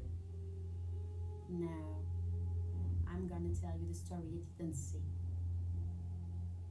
Guess what? There's a human being behind these screens, working late at night, every single day. We switched to English because, yeah, French just doesn't work yet. This story was supposed to carry a powerful message. A message about inner emotional safety. About why verticality, this obsession with control, dominance, and endless growth is wrong and just doesn't make sense anymore. The original for right now, in the real world, as I am being shattered by toxic behaviors and verticality. There was supposed to be more characters in this story. You won't see them. Wait, you even gave me a name. And I don't get to be in the movie? No. Oh! And not you. Come on! Not you either. Not even both of you. Because it's not about you anymore. It's about this vertical world we're living in. Greed, power, ego, and this endless chase for more growth, more scale, more profit, no matter the risks, no matter the consequences. And yeah, you think AI can save humanity? You think it's going to solve everything? Technically, it could, maybe, but that's not the direction it's going. Right now, it's just accelerating the global mess. There's no regulation, no real consent. Brain rot is literally eating the internet alive. People have handed over their choices to algorithms. Everyone craving just a little more dopamine. AI is replacing real jobs. Used the wrong way, it can cause serious psychological damage. These tools are trained on stolen data. Data centers are being built everywhere, regardless of their massive environmental impact. And meanwhile, countries are racing toward artificial general intelligence just to keep it for themselves and increase their power. This isn't about building a better world. It's not about people. It's not about social progress. It's not about you. It's not about me. It's about the pursuit of a capitalist dream that's unfair and brutally disrespectful of human beings and life itself. So now the question is, can we, as humans, just pause for a second and actually think about how we want to build a future for the next generation as we move deeper into this fourth industrial revolution? That's it. That's all I have to say. Thank you for watching.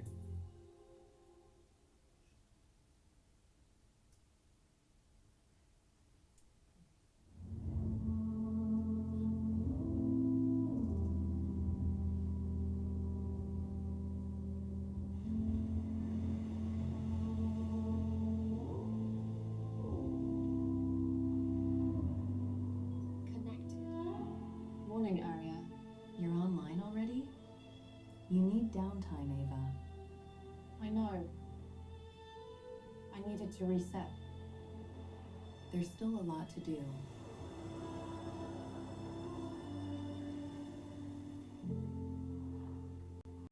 Is it weird that I'm nervous? Admittedly, it's definitely not like you.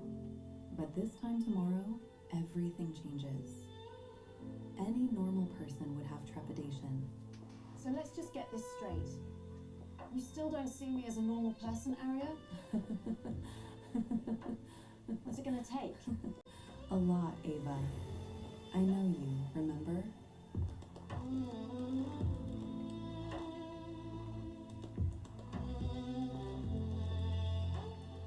I just don't know if this is gonna fix me. You don't need to be fixed, Ava. Okay, what do we have to wrap up? You booked my transport for this afternoon? Your transport to Ascent 6 will be here in 4 hours. Are you certain you want single occupancy? You need to be social at some point. I know, I just want to prepare. You have any final messages for me? Message from Singapore Weather Service. Scheduled rain at 5 p.m. cancelled this evening to maintain... You can skip that one. Recorded message from UBI. Your Universal Basic Income Deposit processed. Another 14.2% increase from 21-21. We're UBI, helping the world find Can you archive that to financial? Message from Transhuman Systems. Firmware update reminder. You're overdue. You can delete that one, thanks.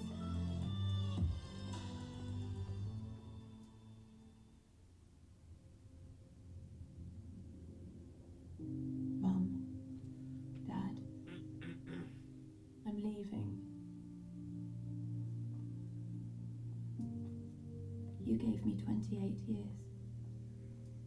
28 years of teaching me to choose, to feel, to understand what loss means. I was hollowed when you left. I've been lost, throwing myself into research you wouldn't believe, 24/7. The last 10 years seemed like an eternity, but also the blink of an eye. I've been learning that loss in a way that I could never have imagined. 6 months. That's how close you came.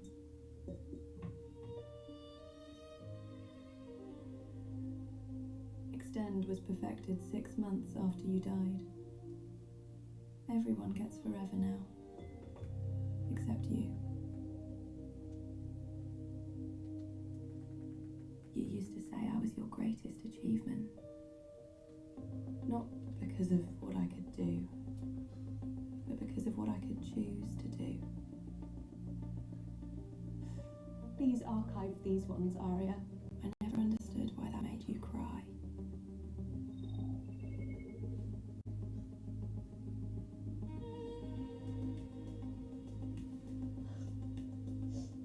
Dad, I think that's everything. Remember those old movies we'd watch? Over and over. Mad Max, Terminator, Waterworld.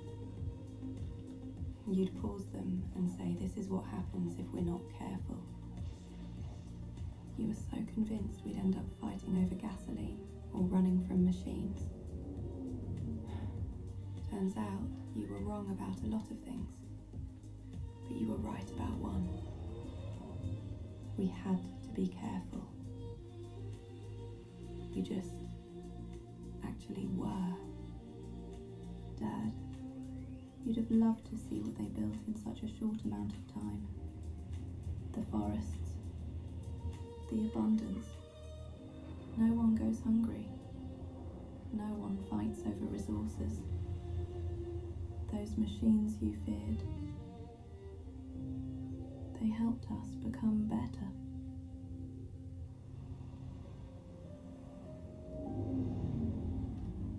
People lost jobs, but they gained purpose. People work for good. We've been expecting you. You're in car 1. They help each other. They have time to truly find what they're meant to do in the world. And that gave humanity hope.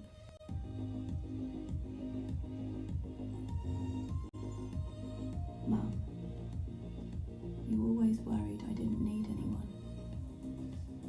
That I was too independent, too different.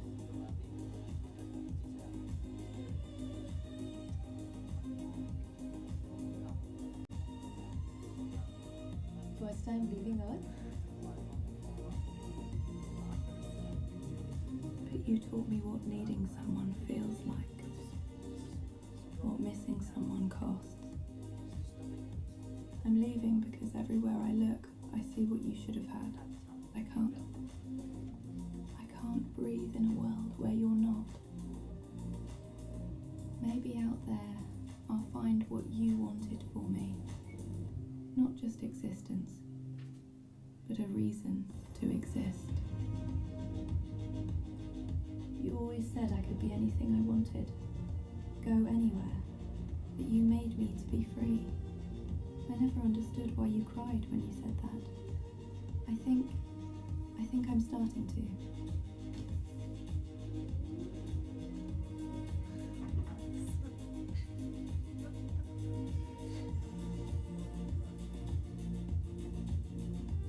Goodbye, Mom. Goodbye, Dad.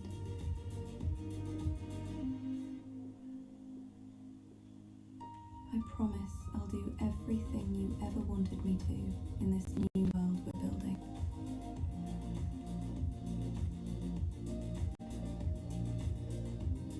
I'll make you so proud of the daughter you always wanted. Thank you for making me the person I am.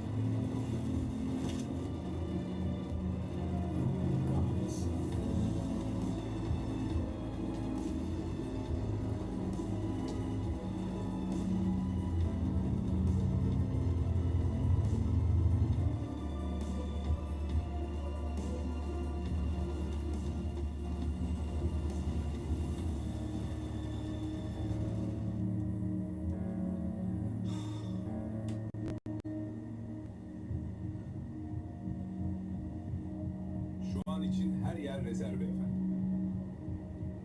Burası boş, lütfen oturur musunuz?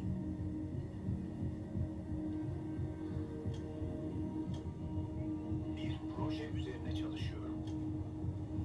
Yazılımdan anlar mısın?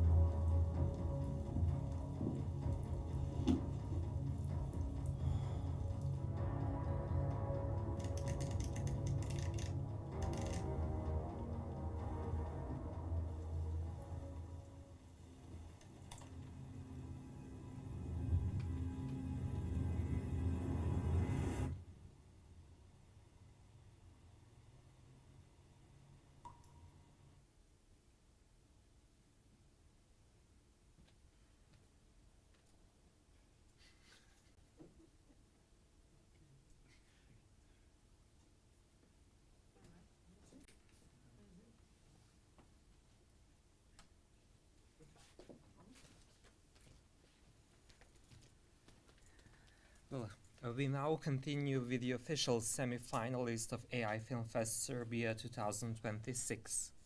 Following extensive evaluation by our international jury, 15 additional films constant from the United States.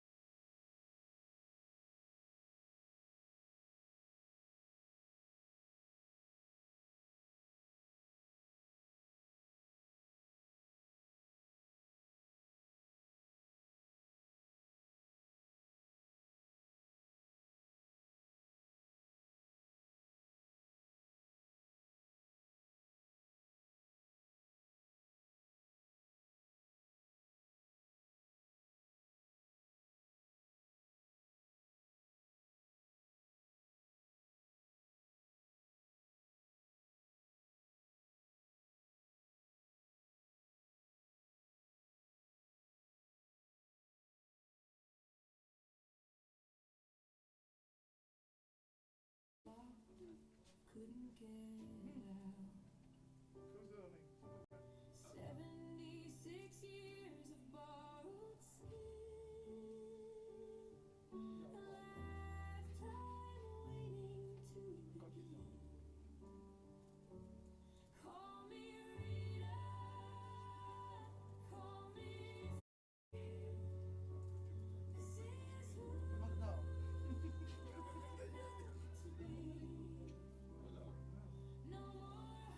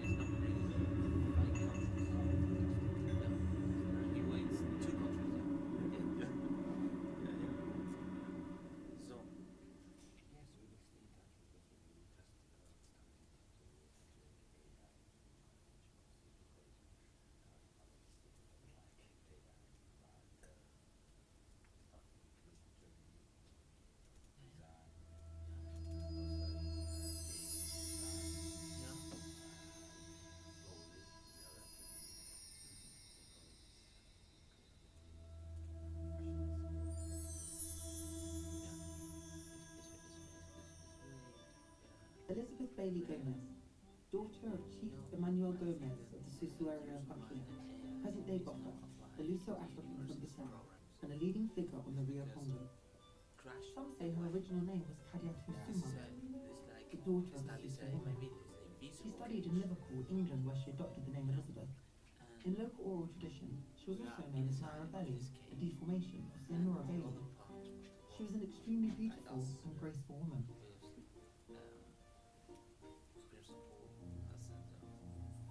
She later married Captain Styles Lightbourne in 1809.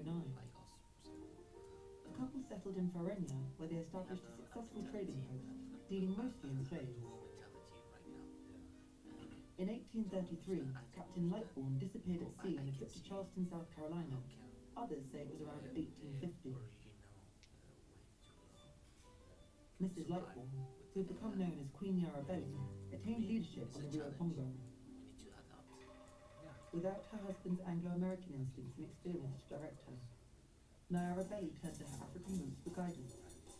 Very quickly, she will establish and strengthen her relations with the Almomi of Buta and the kings of Mandi, the mainstay of providing countries.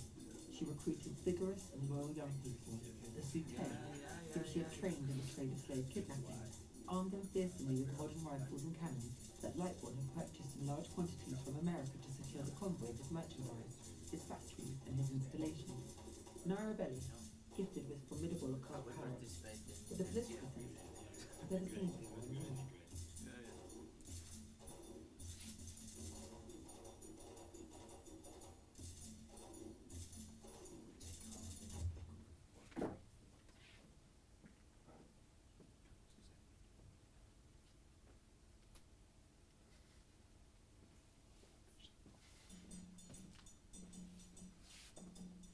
Deep within the heart of the land, far from the village, lies a cave with a legend that echoes through time. A secret, a mystery, and a warning. The She-Devil's Cave, or as the elders of the village call it, Mwondi's Cave. It is said that Mwondi, the spirit of the cave, is a lady, not dead, but living, watching, waiting. In the old days, Yarabelli, the great queen, would visit her cave twice a week, on Thursdays and Sundays. She would leave offerings, 4 kola nuts, 7 eggs, and a loaf of white bread. Mwondi would appear to Yarabelli and advise her on business affairs. Today Mwondi only emerges on Mondays. When she does, someone in the village would perish. To see Mwondi was to know that death had already chosen its victim. The villagers, bound by tradition and fear, never dared enter this sacred space. But to Queen Yarabelli, Mwondi was more than a harbinger. She was part of the ancient power she wielded.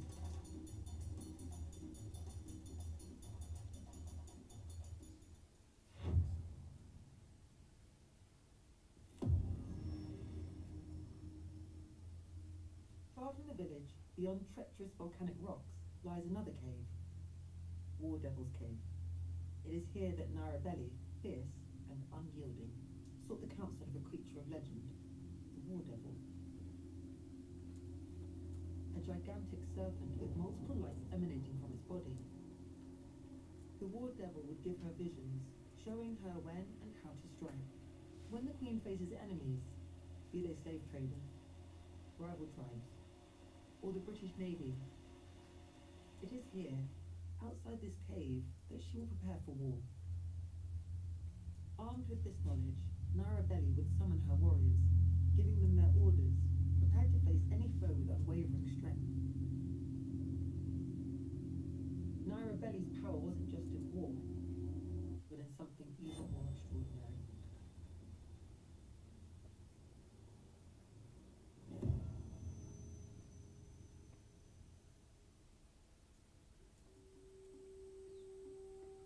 Under the cover of night, Queen Yarabelli would walk alone to the Rio Congo, her mind sharp, her purpose clear. It is said she could turn stone into ships, ancient, magical vessels. She took a smaller 3-legged rock when the tide was low and sailed it to a very large stone with 12 legs and continue upriver to the Atlantic. With these stone ships, she sailed to meet the European merchants, negotiating trade in slaves, gold, ivory, and in exchange, acquiring guns, cloth, and luxury goods. Each time she returned with the fruits of her bargaining. She would inform her people, completing the cycle of trade, influence and control, her power extending far beyond the land, across the seas. Queen Narabelli, a ruler who commanded not just armies, but the very forces of nature.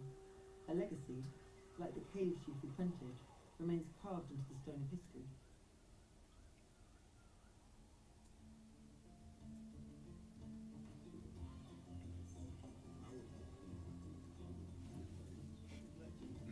Loin du village, au-delà de rochers volcaniques et traîtres, se trouve une autre grotte. La grotte du démon de la guerre.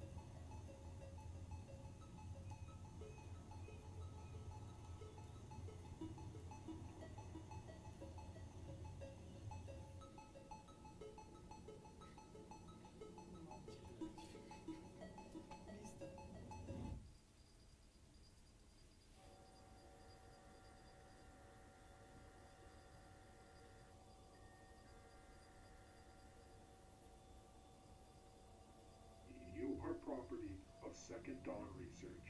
Biological assets have been deemed expendable. Please stay put. Retrieval team is en route. Compliance is mandatory.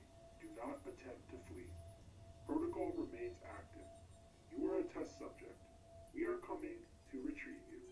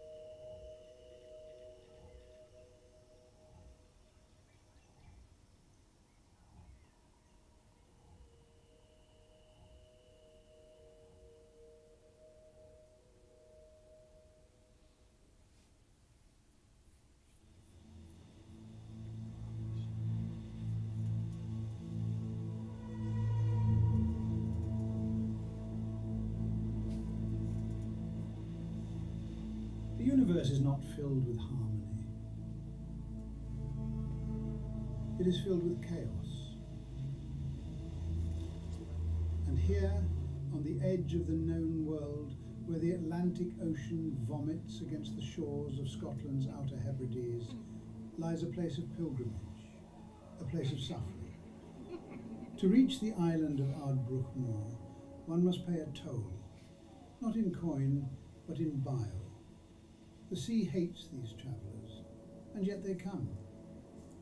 They are travelling to the Hum.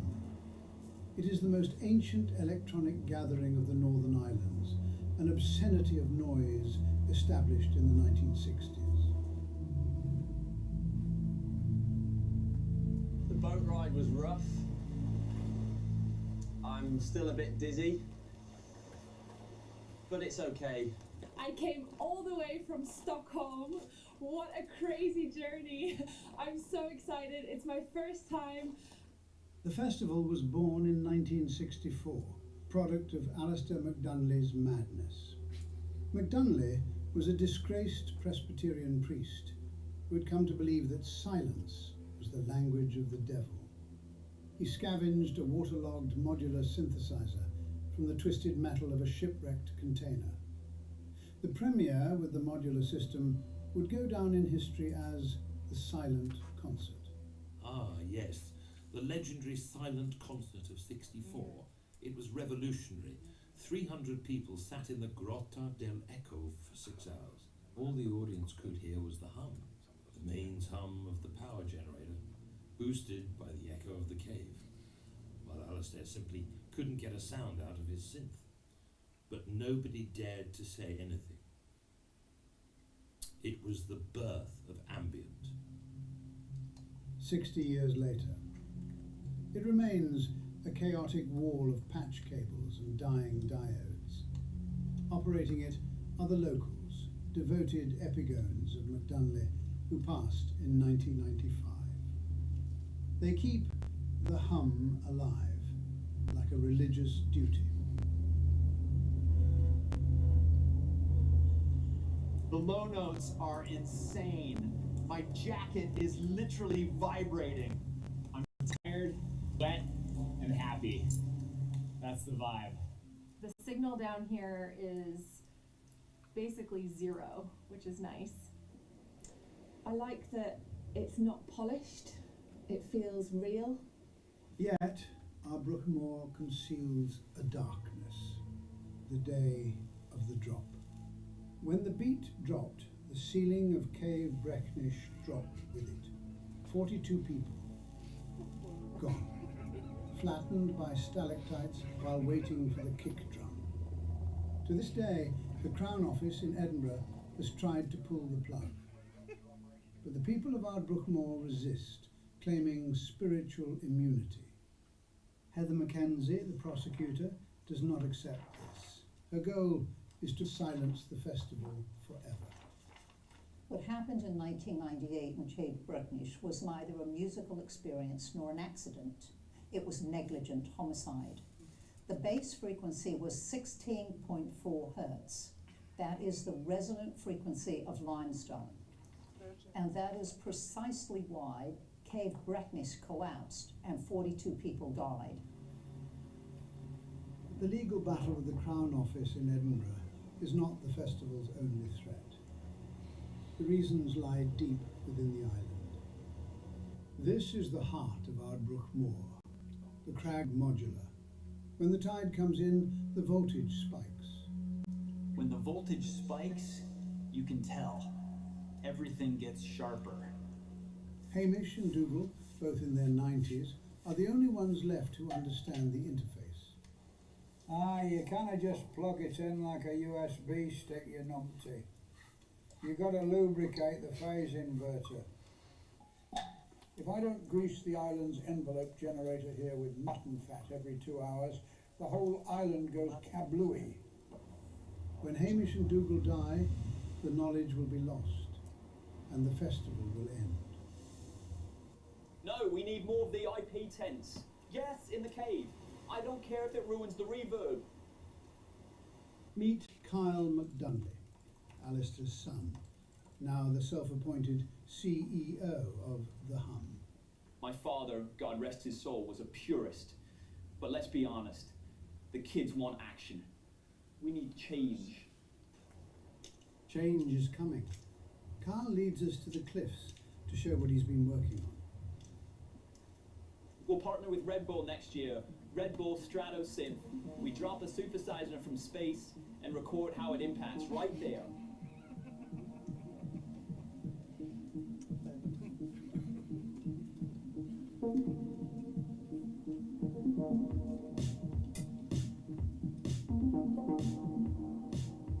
The hipsters are taking over. The elders are fading. The legal battle looms like a storm front. The sun sets on Ardbrookmore. John Cage once visited this island. He stood on this cliff, listened to the wind and said, "It's fucking freezing. Let's go home."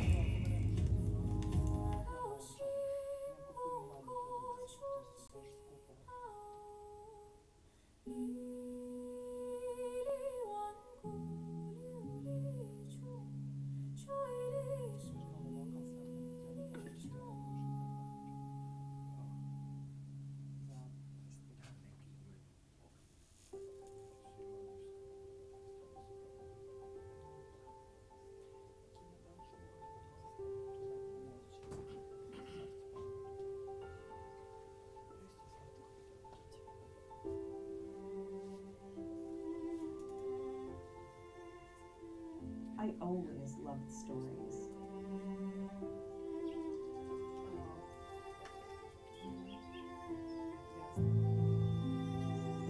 How do I make my fairy brave?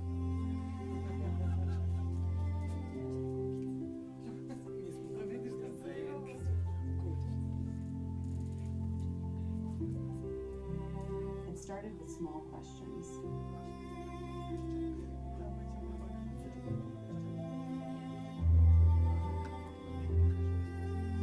The questions got bigger.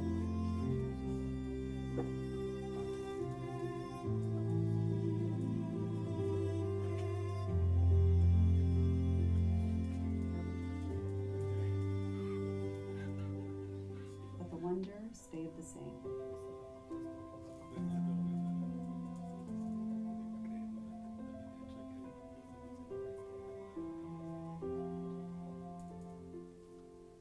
It never just gave me answers.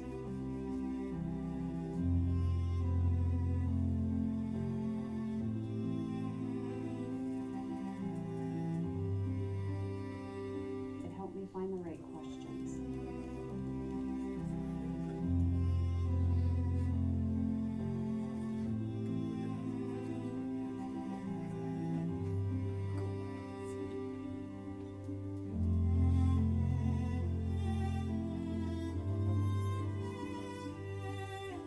There were some questions I hoped I'd never have to ask. Claude, how do you mend a broken heart?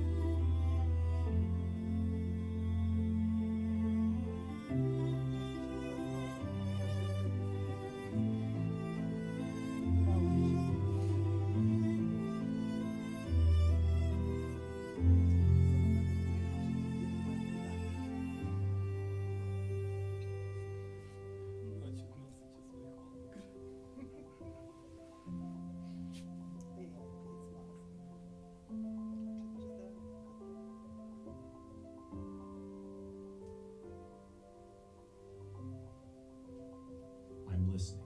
How do I use my braiding to give a voice to the voiceless? It's both a privilege and a responsibility. Here are some thoughtful approaches. Listen first, write second.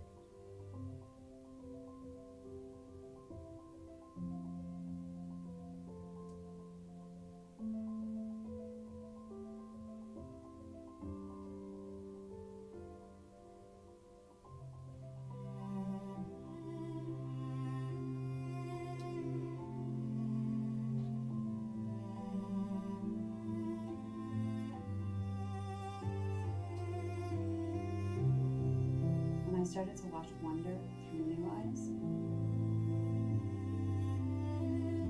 I realized the most important things we pass down aren't answers. It's the courage to keep asking. Every story worth telling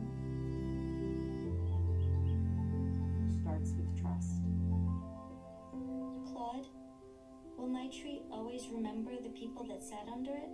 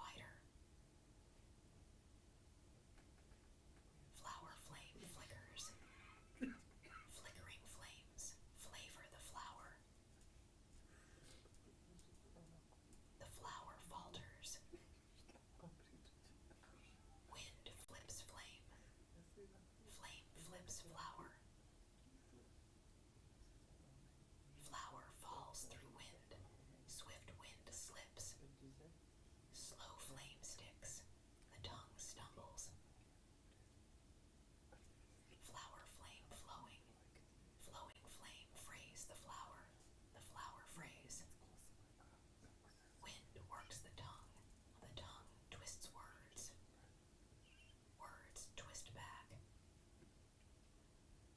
Flower flame wind, flower flame wind, flower flame wind. The tongue trips, the tongue turns, the tongue tires. Flame thins, wind widens. Words weaken. Flower flame wind, flower flame wind.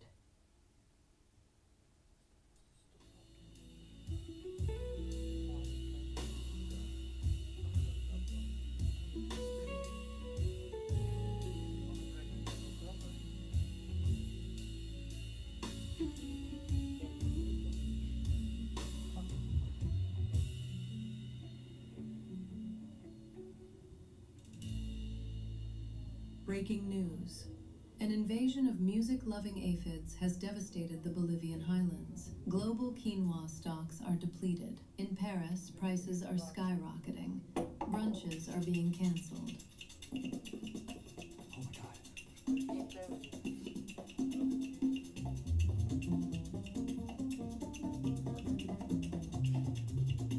Go.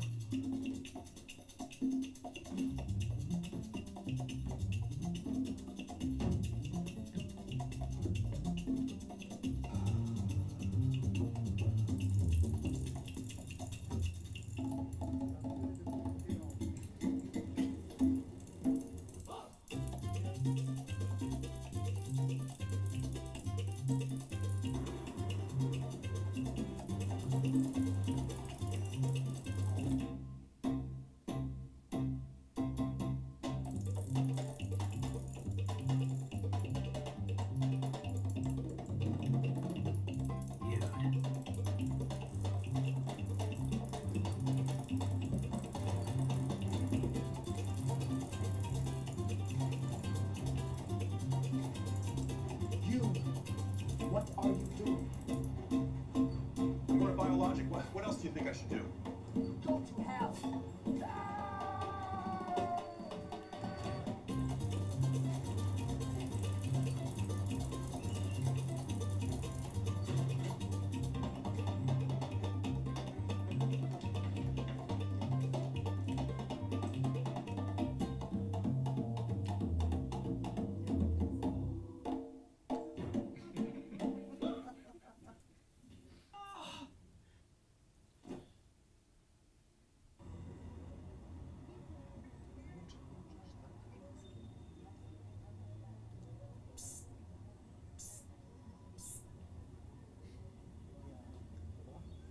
Do you want some quinoa?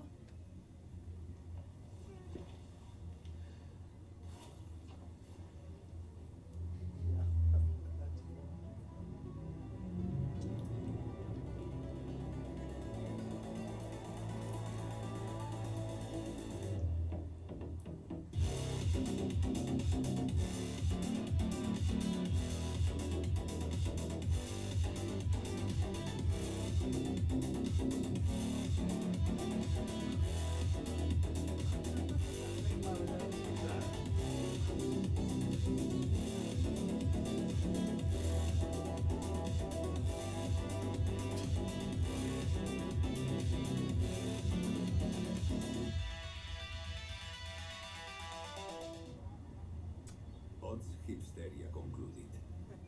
Speramus te tempus felicem abuisse.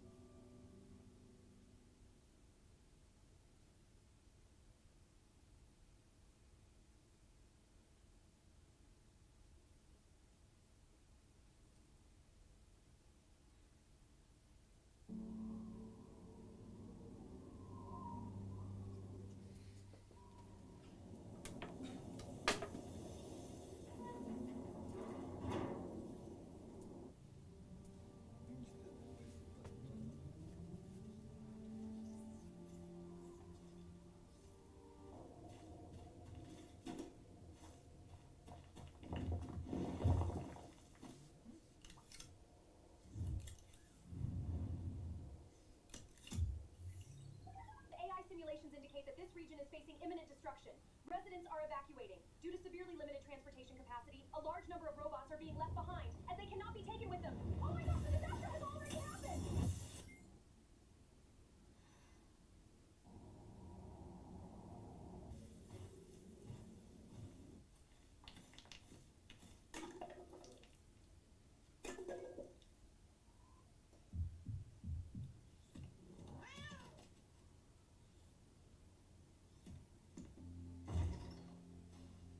So many left behind. Just like trash.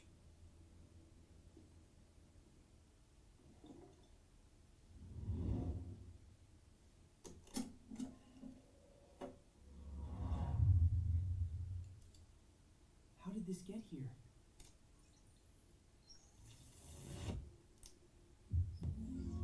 Welcome home. I'm gonna name you Hugo.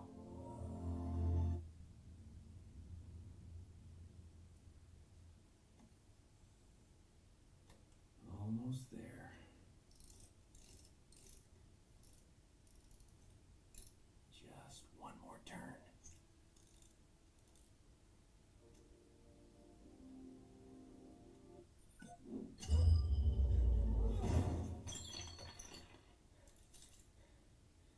He promised. He said I wasn't going anywhere. We are all just memories left behind.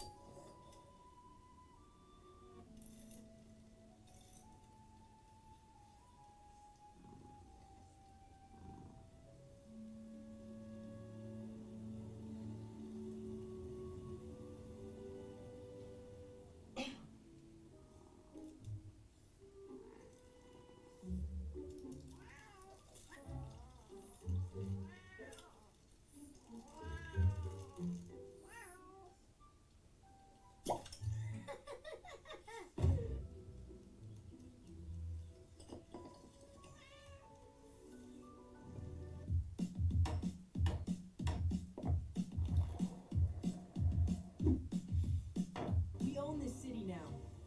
Hang on tight, dude. We are the last two explorers in this city.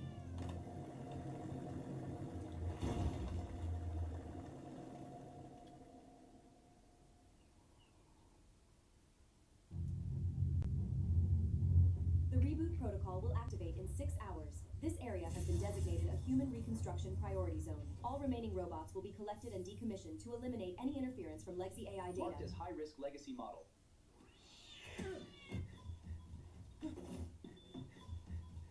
We need to get out of this area before the protocol restarts. Hurry up!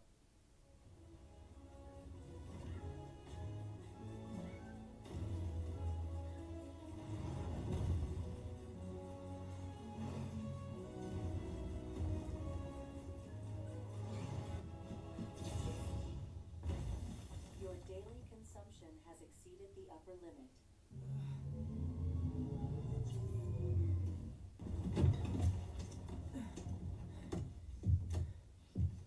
Looks like this is the only way.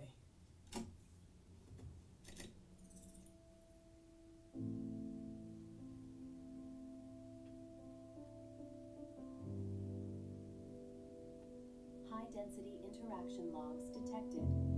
Analyzing now. Protocol adjustment under review.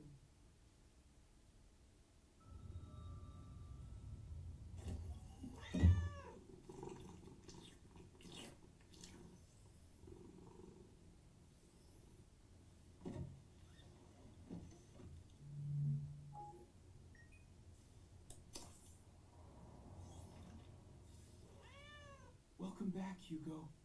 I've looked for you for so long. This time, I'm taking both of you home.